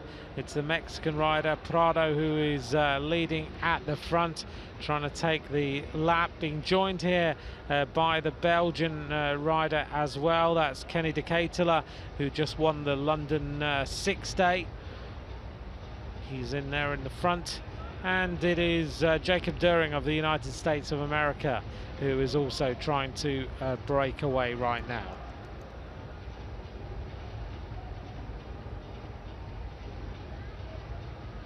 During looks to have recovered from his crash.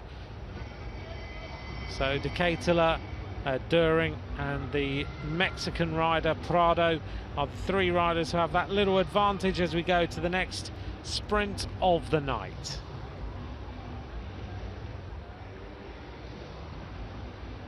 So the next sprint coming up, and it's Prado followed by de Ketelaere followed by Jacob During. There will be one more set of points on offer. It was Prado, I think, who took the points. De Ketelaere took second, During took third. Sam Welsford of Australia took the 4th place, took 1 point. Doesn't change the standings at all. Still, it's Roger Kluge, Manikoff, Velt and Viviani who are the top 4 right now on the standings. Jonathan Dibben of Great Britain in 5th, and Sang-Hoon Park of Korea in 6th place.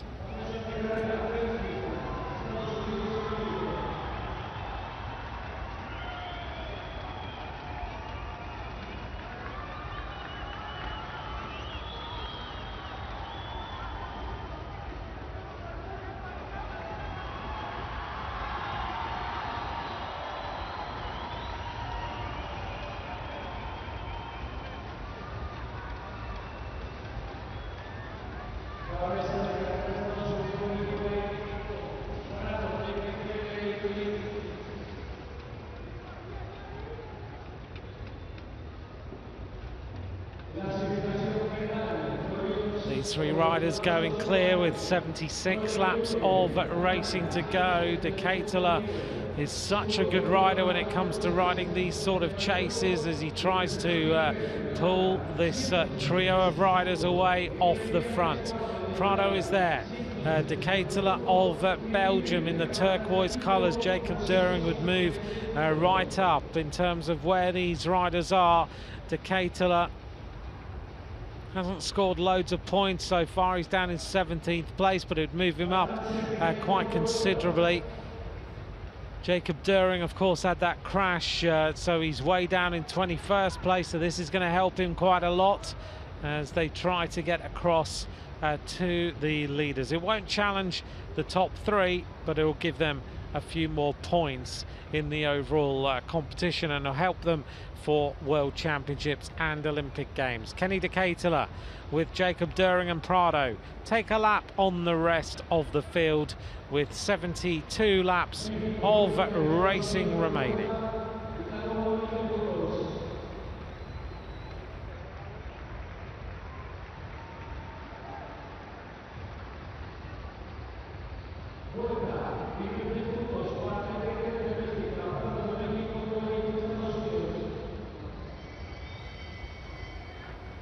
As you can see then, they take 20 points for gaining the lap. And now Jonathan Dibben and Viviani go to the front with 70 laps to go. The bell goes, the sprint is on, and this is very important because Viviani and Dibben both need the points here. Who's going to take it? Viviani looks like he's taken it ahead of Dibben, and Manikoff also up there as well. So a real tussle for these top three places.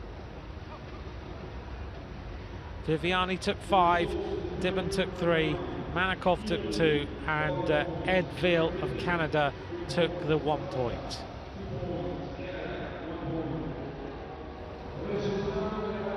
Nine sprints gone out of 16, and that means that Viviani now has moved himself back into the bronze medal. Velt is in 4th, and Jonathan Dibben is in 5th place so far. Roger Kluge still the leader by only 1 point from Victor Manikoff.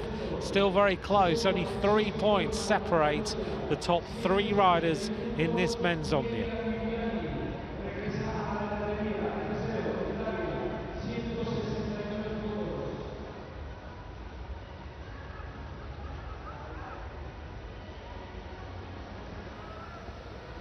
There's our leader then, Roger Kluge.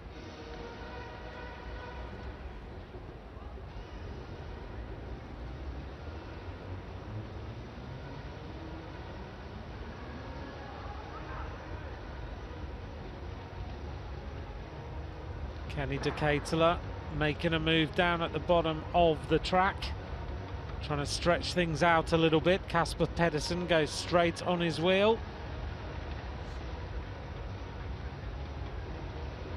Thomas Boudat sneaks into this one for France. Roger Kluge then, 29 years of age. He's not won many big races really when you look at it. He's been a pro with the YAM cycling team since 2014. He's ridden for the different incarnations of Skill Shimano and also NetApp Enduros. De Ketelaere goes to the front. Pedersen in 2nd place.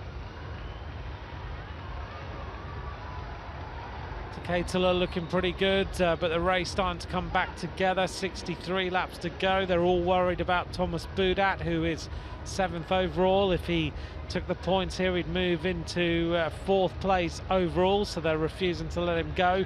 62 laps of racing remaining in this men's Omnium. So Kluge of Germany leads, Manikoff 2nd, Viviani in 3rd as Prado, Manikoff, and in 3rd place there, maybe Park tried to go away at the front. Manikoff looking dangerous. This will put Manikoff into the gold medal position if he takes this sprint, and he takes 2nd place, which will be good enough, I think, to move him possibly equal on points with Roger Kluge. In fact, 1 point ahead now for Manikoff with 174.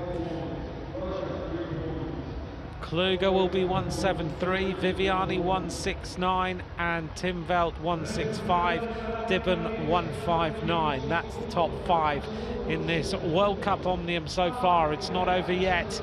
Can Manikoff take this? Will Kluge take it? Viviani looks to be recovering a little to move himself safely into the bronze medal position at this moment in time.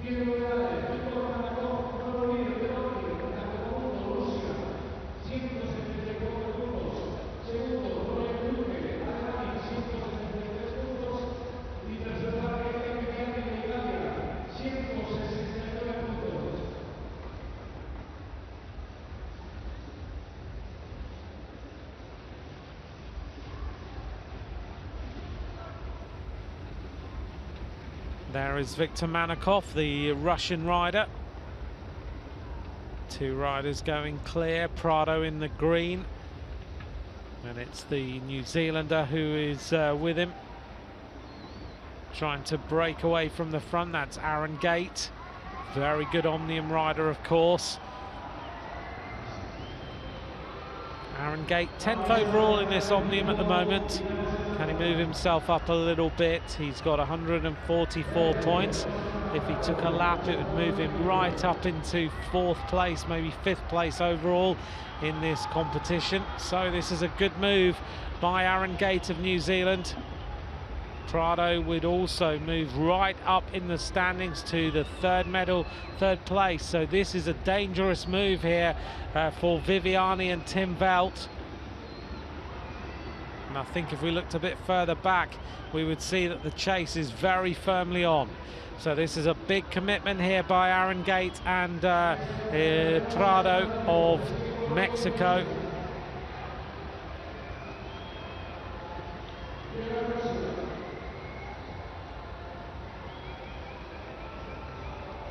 Aaron Gate trying to move himself right up the standings here. This would put him to 164.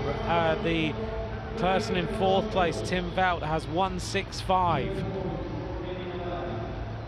Still 51 laps to go. This is the sprint lap coming up, so he's going to accumulate a few more points, which is going to help. Victor Manakov looks like he's 3rd on the track right now. Aaron Gate moves 5 points, Prado takes 3, Manakov takes 2, but this race looks like it is coming back together yet again with that acceleration. Aaron Gate took 5, Prado took 3, Manakov took 2, Arango of Colombia took 1, and Aaron Gate is trying to press on a little bit more.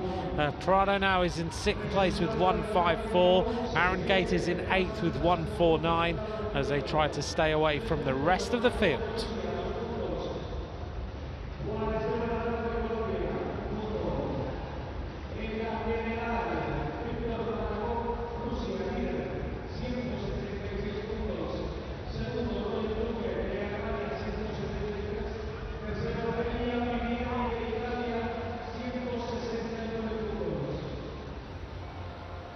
With 48 laps to go then, no one letting Prado go. They know if he takes a lap, he is going to move right up to the top of the standings. He would be in the bronze medal position. So they're going to chase this one down. Roger Kluger is the rider who's going to shut the gap. And right now he is 3 points behind Victor Manakov. He needs to go on the point hunt to try and take the points back and go back to the top of the leaderboard. Viviani led before this points race and he's now holding on to the bronze medal position, but it's still poised with 46 laps of racing to go. Prado refusing to give in. He's on 154.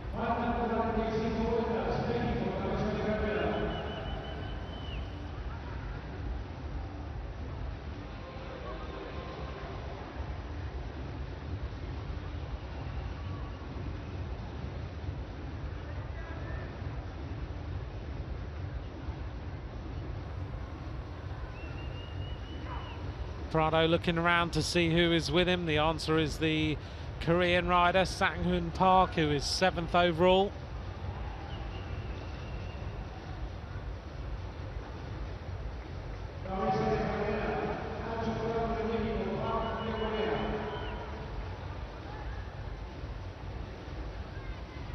This is a pretty big attack by these two riders. It's certainly putting them right up there at the top of the leaderboard if they can take the 20 points. Sang-hoon Park has already won one of the events in this Omnium competition over the last couple of days. Ignacio Prado in the green and white of Mexico. There's a couple of riders just behind them. 41 laps to go. We're getting close now to the next sprint point. Aaron Gate in the black is 3rd on the track right now.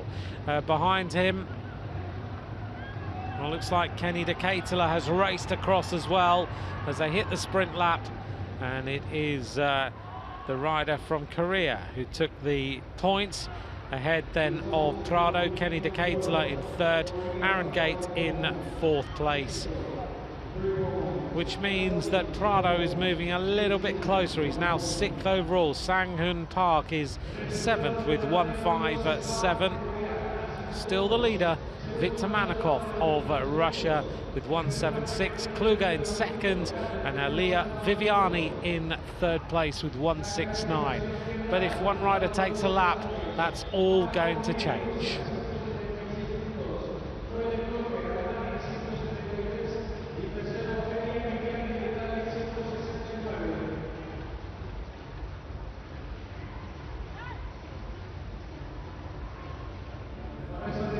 Two more riders then try their hand at the front. It's Tim Velt in the orange of the Netherlands and Jonathan Dibben of Great Britain. These two riders 4th and 5th overall, and no one really letting them go as Dibben swings down to the bottom of the track. Comes from my home city of Southampton.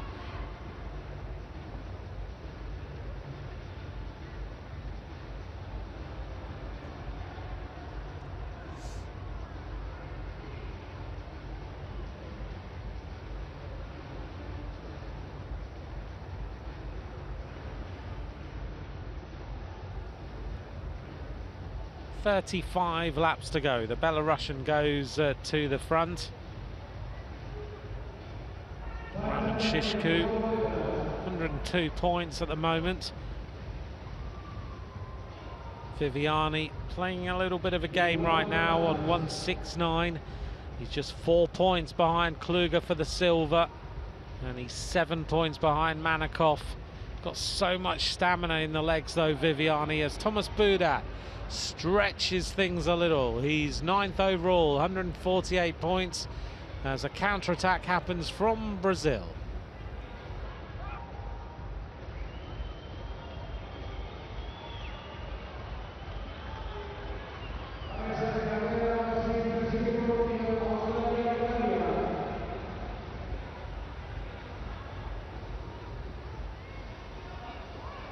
Big attack then at the front, and the Brazilian rider trying to stretch things out. Brian, finishing on a Sunday. It normally finishes on a Sunday afternoon, the Track World Cup. I'd agree. It's a little bit quieter than normal in the track. Still a lot of people in here, but it's got a lot of seats in it as well. It's busy in the home straight, not so busy in the back straight, as Tim Velt goes for the points. Kluge in second, Viviani up there in 3rd place. I think Aaron Gate took 4th, which means that Kluge, Manakov and Viviani are now top of the leaderboard. Velt has closed the gap to 170 to 171. And Jonathan Dibben's fading away a little bit in 5th place. He needs a lap, 29 laps of racing to go. Aaron Gate at the front. There's confirmation right now that Kluge and Manakov are equal with 176. Viviani with 171. This is getting very, very tight indeed.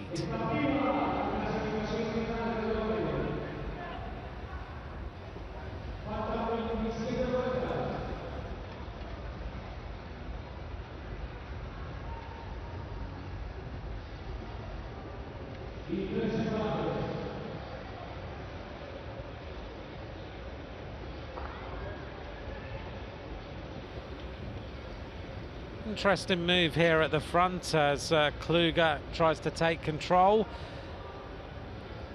On his wheel is Boudat, goes to the top of the track. Dibben knows he needs a lap. He was trying to stir things up a little bit.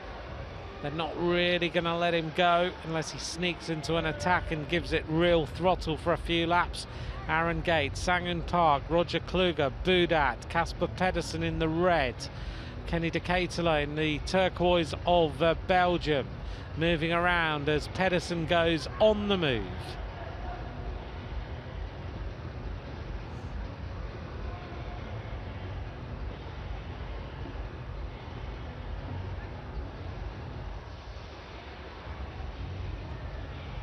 Casper Pedersen hasn't really had a round of Omnium races here he'd like to remember.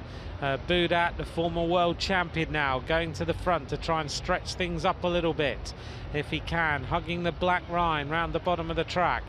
He also has this really aerodynamic style where he hangs the forearms right over the bars. When he does a individual pursuit, he doesn't even look forward, he just looks at the black line. Such is his knowledge of how to ride the boards. 22 laps of racing to go as Manakov now goes to the leaders. Manakov is the big danger rider here to Roger Kluge. They're equal on points. This is going to give Manakov the lead with 2 more sprints to go. Pedersen opens up the throttle into this sprint lap. Manakov in 2nd place. In 3rd place here on the track right now, can't quite see, but Manikov takes the maximum points, which is going to put him right over the 180 points. He is going to go top of the leaderboard now. Manikov leads Kluger in second, and the sprint that time was Manikov, Pedersen, Budat and Viviani, which means that Viviani now moves on to 172 in third, Kluger with 176 and Manikov with 181. That was a very, very important sprint for the Russian rider. 5-point advantage now, 9 points on Viviani, 2 further points on Velt, and Dibben still safely there in 5th place right now, but Prado also challenging him.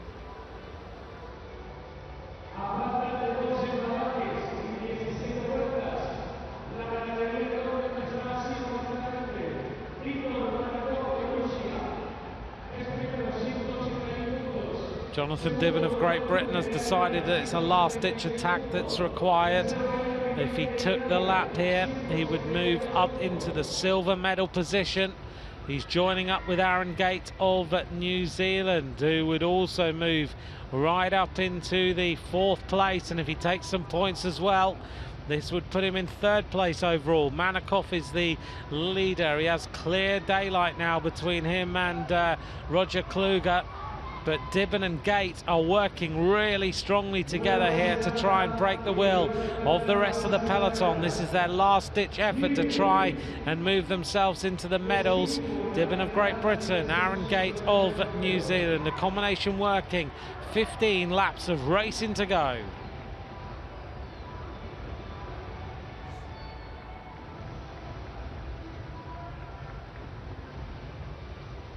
Both these riders can really pursuit as well. So Aaron Gate at the front in the black, Dibben in his slipstream. Dibben is a very good Omnium rider. They've got over half a lap now on the peloton. Can he move himself up into the silver medal position? This would give him it if he can. There's a big chase going on here, but these two riders are still strong as Dibben goes to the front. Aaron Gate tucks into his wheel. These two riders have got something to prove, because Aaron Gate would move into 4th place with this attack. If he could take a lap on the field, there's a big counter-attack happening. Aaron Gate gives it a little bit more as they head up towards the next sprint point. They're gambling on the pace, slowing down before the next and final sprint of the night. This comes up one sprint now, which will take points, and then they're hoping the peloton will slow a little bit. Dibben and Gate take 5 points. One rider chases across. Looks like the race is coming back together though, as Tim Velt goes with them now. Adds a little bit more fuel and firepower to this. Dibben has moved up to 164. They're stretching this. Have they run out of laps? 9 laps of racing to go. That time it was Dibben who took 5, Gate who took 3, Velt who took 2, Manikov took 1. Manikov looks like he is winning this race right now, but Velt, this could give Tim Velt the overall win if he can take a lap. So we've only got a few laps of racing to go. Tim Velt combining with the riders at the front, but looks like Dibben is going to be caught. Dibben still trying to stretch the race. He looks around to see Manikov. I don't think he's going to, unless he takes a lap, he's not going to do anything. He'll still stay in 5th place, but Dibben still trying hard to get away from the rest of this field. In fact, he's got 7 laps to go, and this is a massive move here. This would put him up into the gold medal position. So many riders need to counter-attack the British rider. Dibben looking around to see Prado. Behind Prado, many riders, Sangun Park, Victor Manikov. Dibben would move right now, if he took the final sprint into only, would stay in 5th place. So he's gambling everything on trying to take the final lap of the night. 5 laps of racing to go.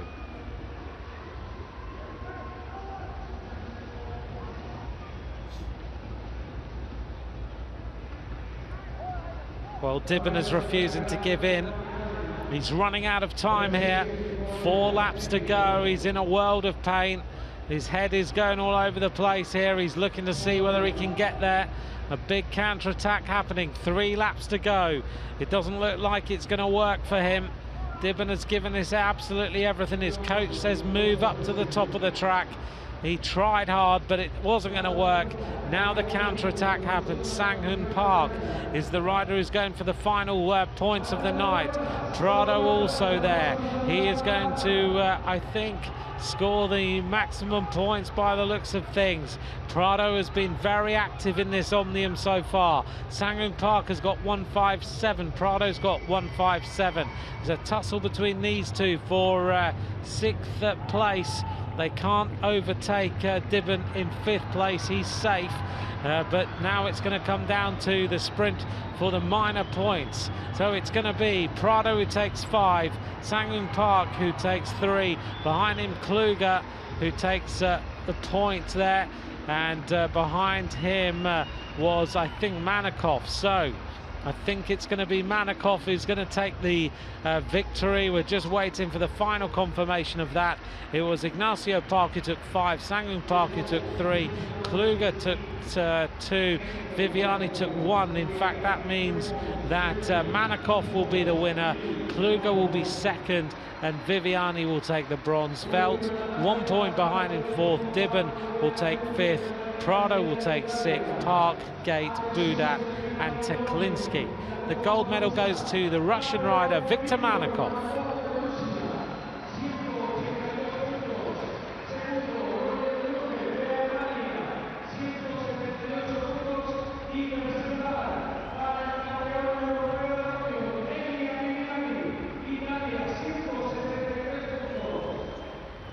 Well, fantastic final points race, which leaves the standings like this.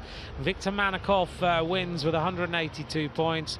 Roger Kluger in second with 178. Viviani yet again scores another medal with 173 in the bronze medal position.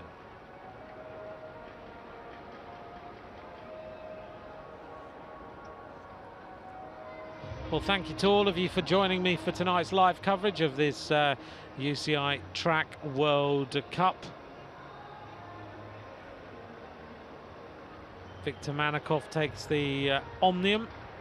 We're going to move back to the men's sprint, then we'll bring you the men's team pursuit before we finish with the women's. Kieran, don't go away. Do join me on Twitter if you'd like to.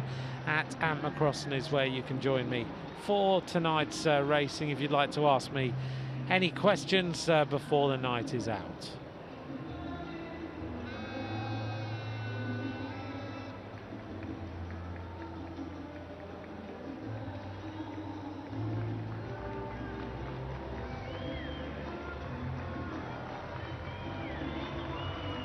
There's Alia Viviani, rides for Team Sky. What a season he's had. He started the start of the season in Dubai and he's still racing now. Just likes to race his bike.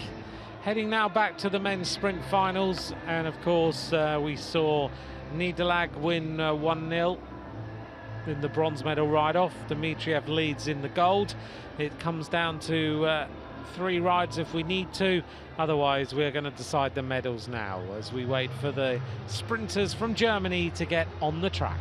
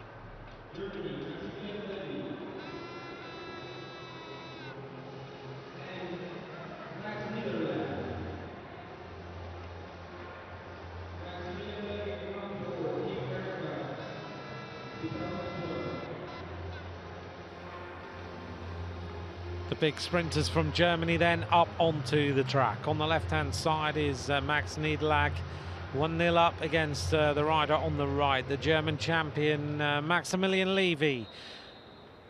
Will go to 3 rides if required. If Niederlag wins this one, he takes the bronze medal.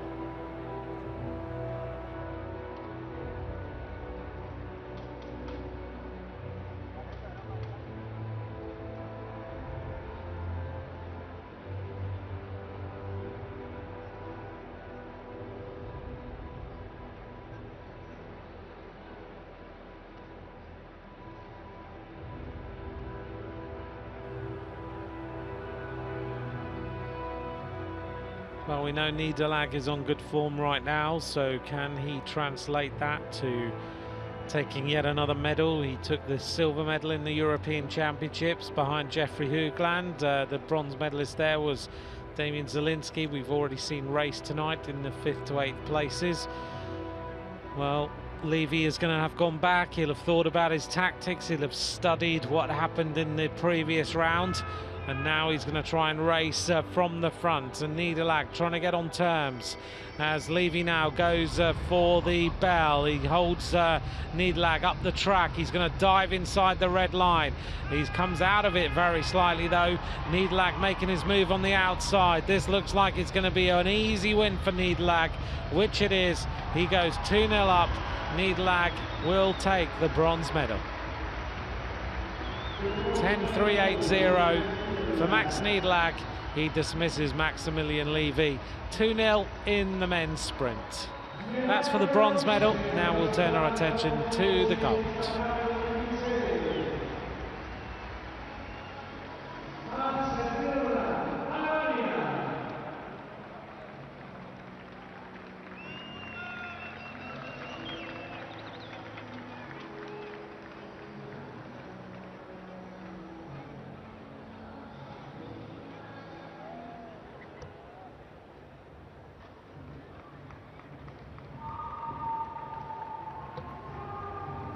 Totally agree with you, Liz Miller. What a season Leah Viviani's had.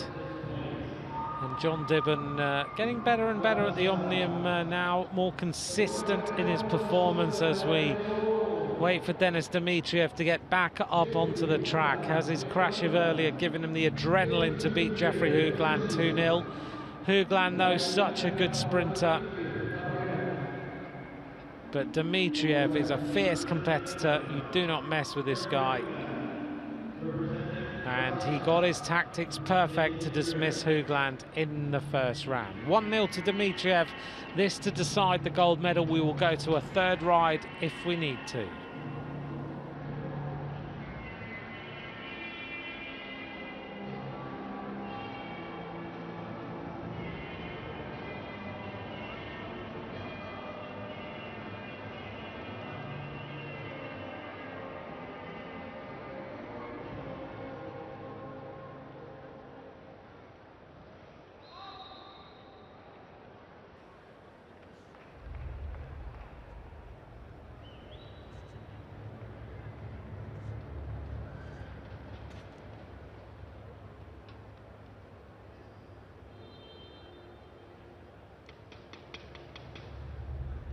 The riders getting ready then.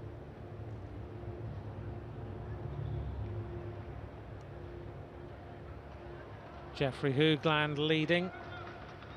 He won't want to let Dimitriev do what he did last time.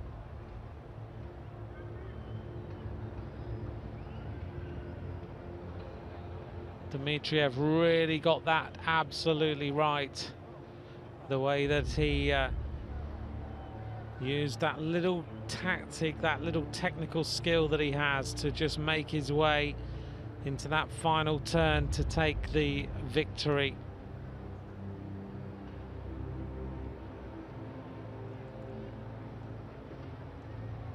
Who's going to take this? Dimitriev has got Hoogland where he wants him. Now he's going to manoeuvre him. He's going to hold him up the track, which is normally what Hoogland does. Now Dimitriev dives inside the red line. What an amazing move by him. Hoogland trying to get on terms.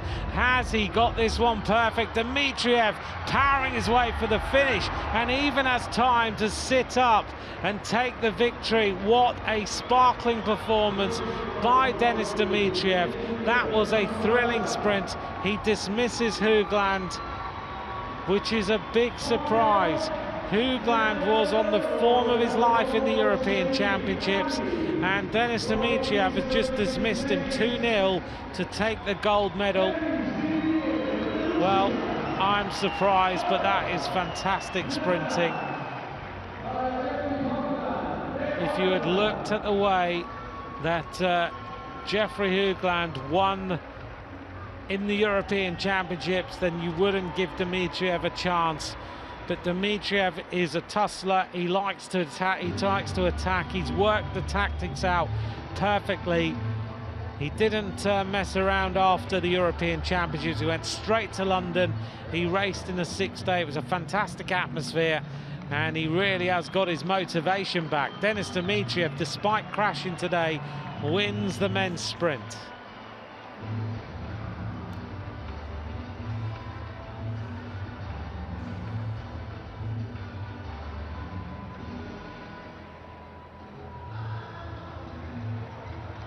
Very, very impressive.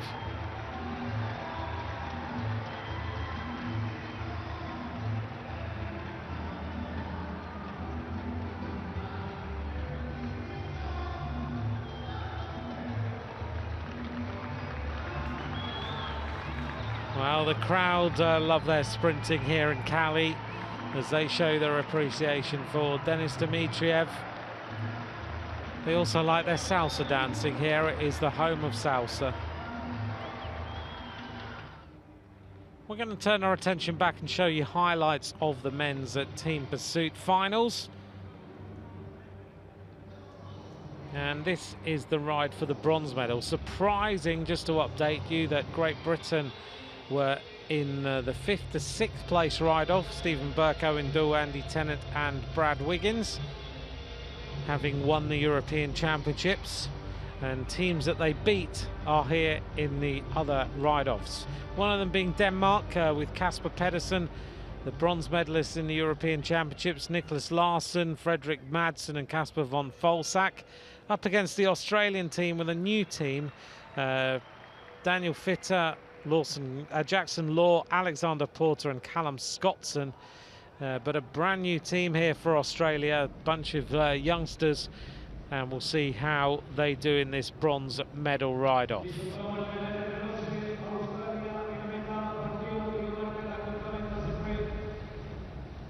Of course, these team pursuits, the world record 3:51.659 by Great Britain, which was set in London on the 3rd of August 2012 at the Olympic Games. And these teams trying out their different formations, trying to get ready for the Olympic Games in Rio in 2016. Other teams that missed out here, Germany and New Zealand as well, but New Zealand with another new squad. The big surprise is the Great Britain team with Burke, Doull, Tennant and Wiggins, the backbone of their Olympic team, getting beaten into 5th place.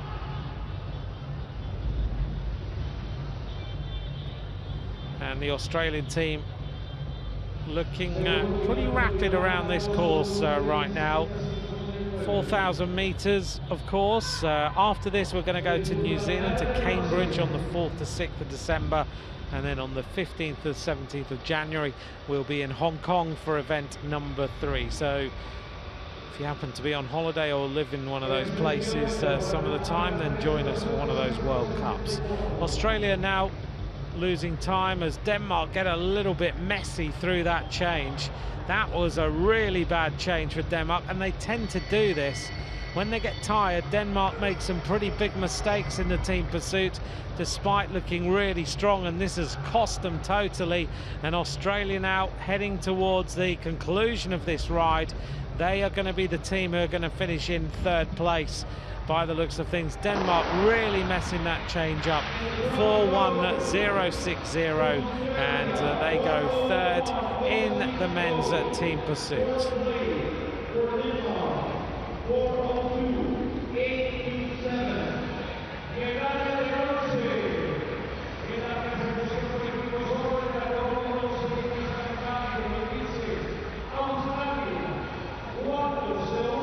we turn our attention then to the gold medal ride-off, and this is between Switzerland, who rode so well in the European Championships, igniting the crowd totally. They've swapped out one rider. They've lost Sylvain Dillier here because he's taking a little bit of a break, but they have Stefan Kung, Patrick Muller, a new rider in the team, Frank Pasch and Thierry Scher. The three of the riders set the national record of 3:57.245 in the European Championships. They're up against a very strong Russian team of Serov, Shilov, Sokolov and Sveshnikov, and we'll see which team comes out as the gold medalists.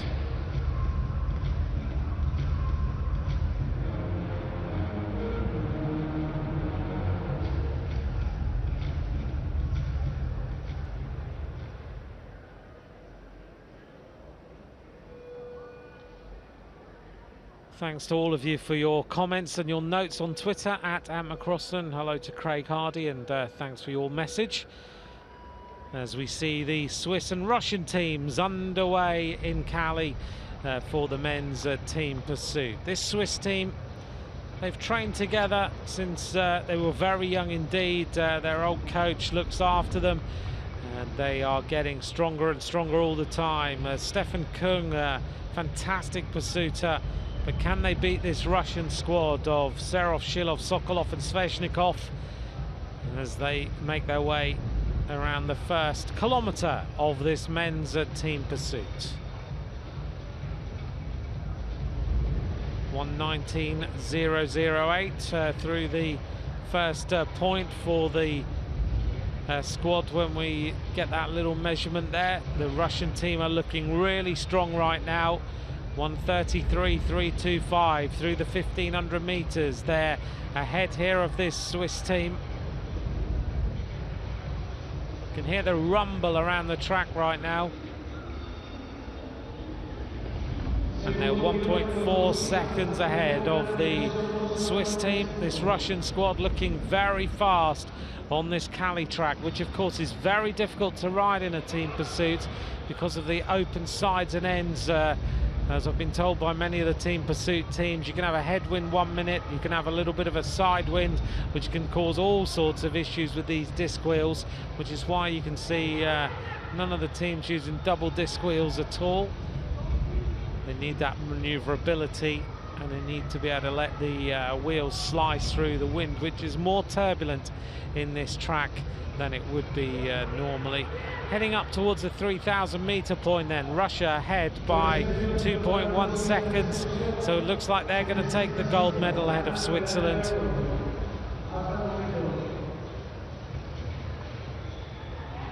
And this Russian team have looked strong throughout.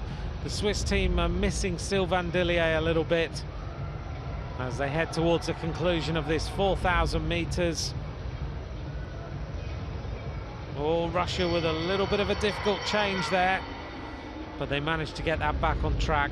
Switzerland coming back a little bit, 1:2.21 as they race towards the conclusion of this ride. Russia, though, looked to have enough to hold on. Switzerland trying to fight back. They hit the line then, and Russia take it in 4:1.064. Switzerland brought it back to 0.908, second fastest for the Swiss team. Gold medal goes to Russia in Cali in this round of the Track World Cup. First World Cup. I'm happy about this fast result for us. Good start for new season on the track. And, good preparation for Olympic Games.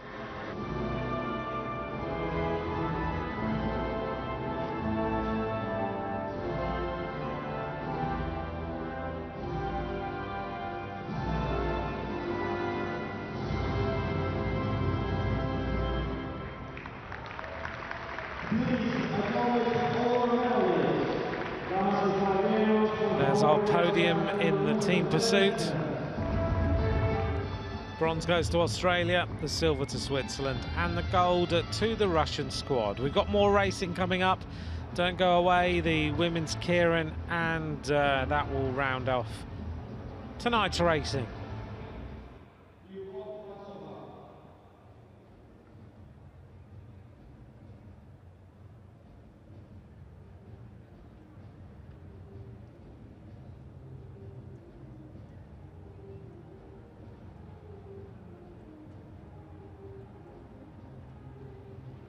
Jun Hongling ready for this race. Alongside Simona Krupakaita in the yellow there of Lithuania. Next rider, the Ukrainian Lyubiov Basova.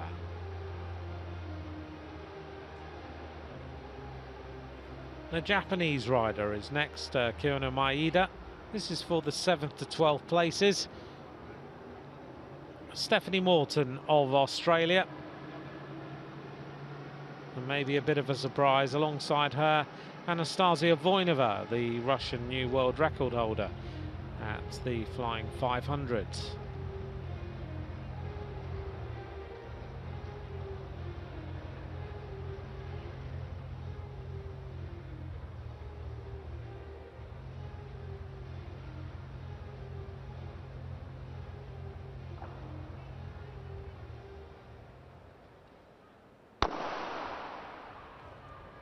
Seventh to 12th place is about to be decided in the women's keirin. Straight after this, we'll have the women's keirin final. 8 laps of the track, of course.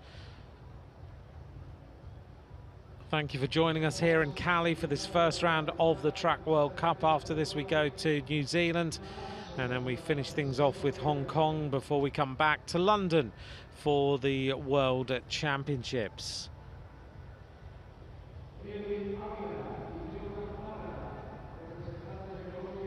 Voinova right on the wheel, Stephanie Morton in second place, Maeda in the black in third, behind Maeda Basova in the turquoise, white and yellow. The next rider in the string is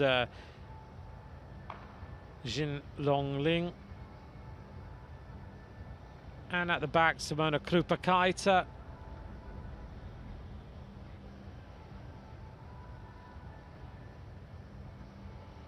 And the pace just being turned up a little bit. Anastasia Voinova in the red, concentrating hard. She'll try and lead out all the way through. There is Lin Junghong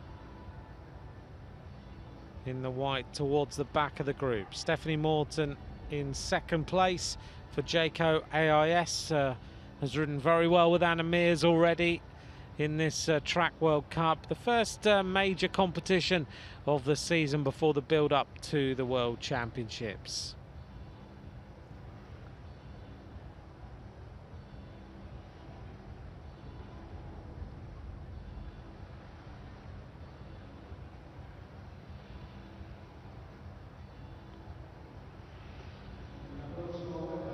Anastasia Voinova. A little bit of a gap being left now by Stephanie Morton. She looks round, trying to entice Maeda to jump a little bit, to give her a slipstream. Voinova right on the wheel, looks around, a little bit of a gap back to the next 2 riders at the back. Morton got boxed in last time. She's got to fight her way out this time. Don't get boxed in this time, Stephanie. She goes round the outside. Voinova, she's now the rider who gets boxed in. She's now having to accelerate as Stephanie Morton opens up the acceleration. Krupakaita's looking strong around the top.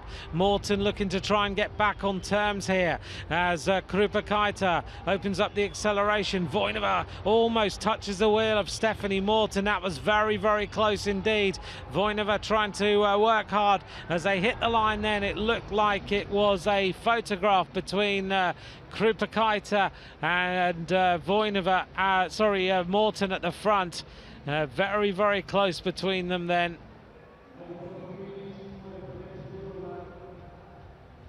And we're just waiting for the decision on the result. I think Stephanie Morton has got it. 7th place for her.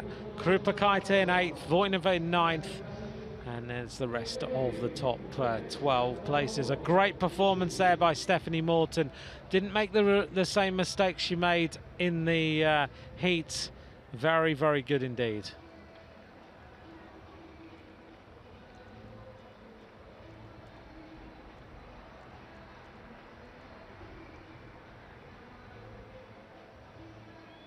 Voinova almost touching the wheel of Anastasia Voinova.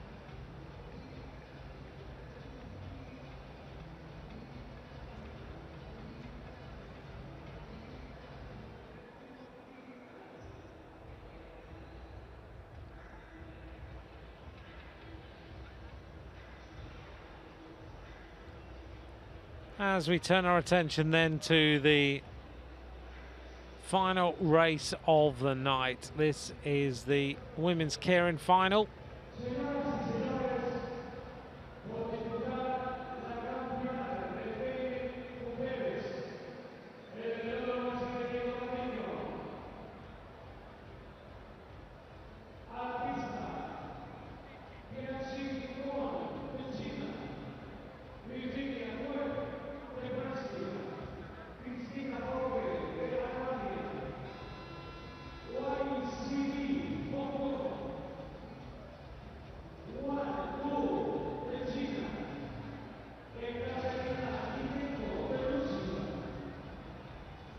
And the rider's about to go onto the track then for our final race of the night. This is the women's keirin final.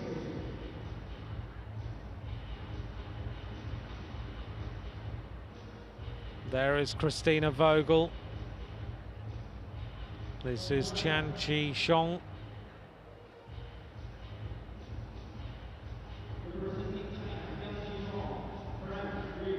Ready for racing. There is Xuan Guo, been a world champion at this discipline before.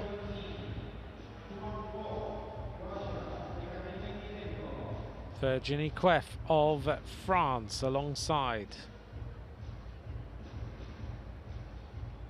Ekaterina Nedenko of Russia. Christina Vogel, very concentrated tonight. She can be quite animated and charismatic tonight. She's just concentrating hard. Wai Chu Li of Hong Kong, China.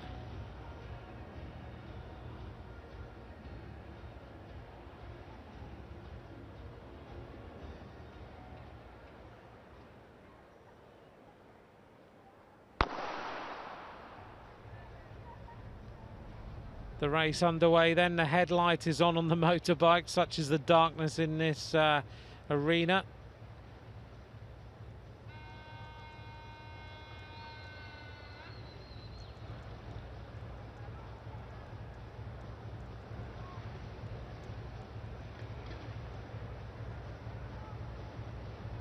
This is our final race of the night here in Cali. This arena's pretty big. There's been a few empty seats, but the crowds have been pretty good over the last 3 days of racing.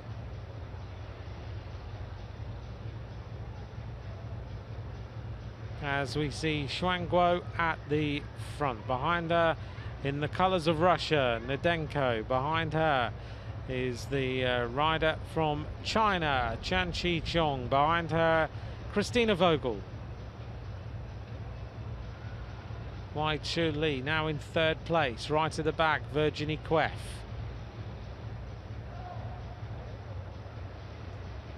Who's going to take this final race of the night?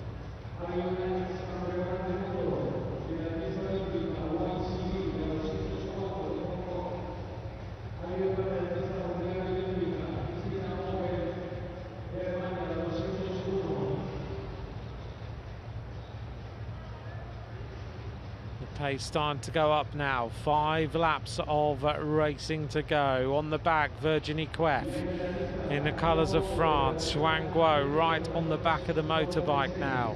Nedenko is in good form. Vogel has been beaten quite a lot over the last couple of weeks. Now she wants to come back and be right up at the top of the leaderboard and win this gold medal. She's looking around. Virginie Queff looks very, very concentrated, ready to pounce at the back of the group. 3 laps of racing to go. Now the bike's going to peel off and the sprint is going to start. Xuan Guo likes to bump and barge a little bit. She likes to have a proper race, a real tussle. Here we go then, 2 laps of racing to go. Vogel almost leaning on Xuan Guo. She likes to intimidate her a little bit. Virginie Queff's making a big move. She did look good as she now goes to the front. 1 lap of racing to go. This will suit Christina Vogel. They go shoulder to shoulder. Virginie Queff has given Christina Vogel a perfect lead out here as they go round the final couple of turns. Xuan Guo trying to lead through, but Christina Vogel has the acceleration. She wins it. Christina Vogel takes the keirin. Xuan Guo in second. Vogel has been looking to just try and find her tactics how she wanted them, and Virginie Queff with that lead out gave Vogel the perfect lead out, exactly what she needed. Christina Vogel wins the keirin. Fantastic sprinting by the German rider. The tactics of Virginie Queff playing into the hands of Christina Vogel. She likes to sprint off a fast pace, and that was what she was able to do.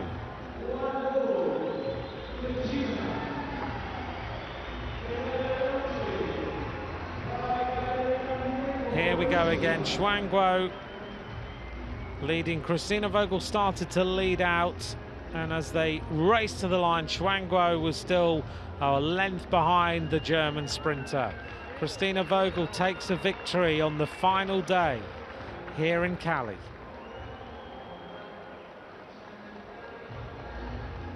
There's confirmation then of the result. Vogel wins, Xuan Guo second, Katarina Nedenko takes the bronze.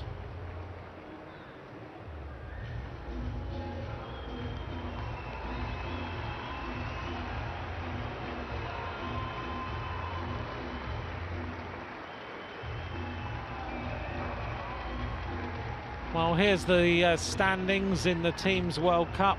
Germany now at the top of the leaderboard, Great Britain in second and Russia in third after 1 round of racing. On to the second page then, as we take a look, Italy down there in 14th. The trade teams, of course, of Jayco AIS down at the bottom of that page. And we move on into seeing Russ Velo and Switzerland and Venezuela down in 24th place.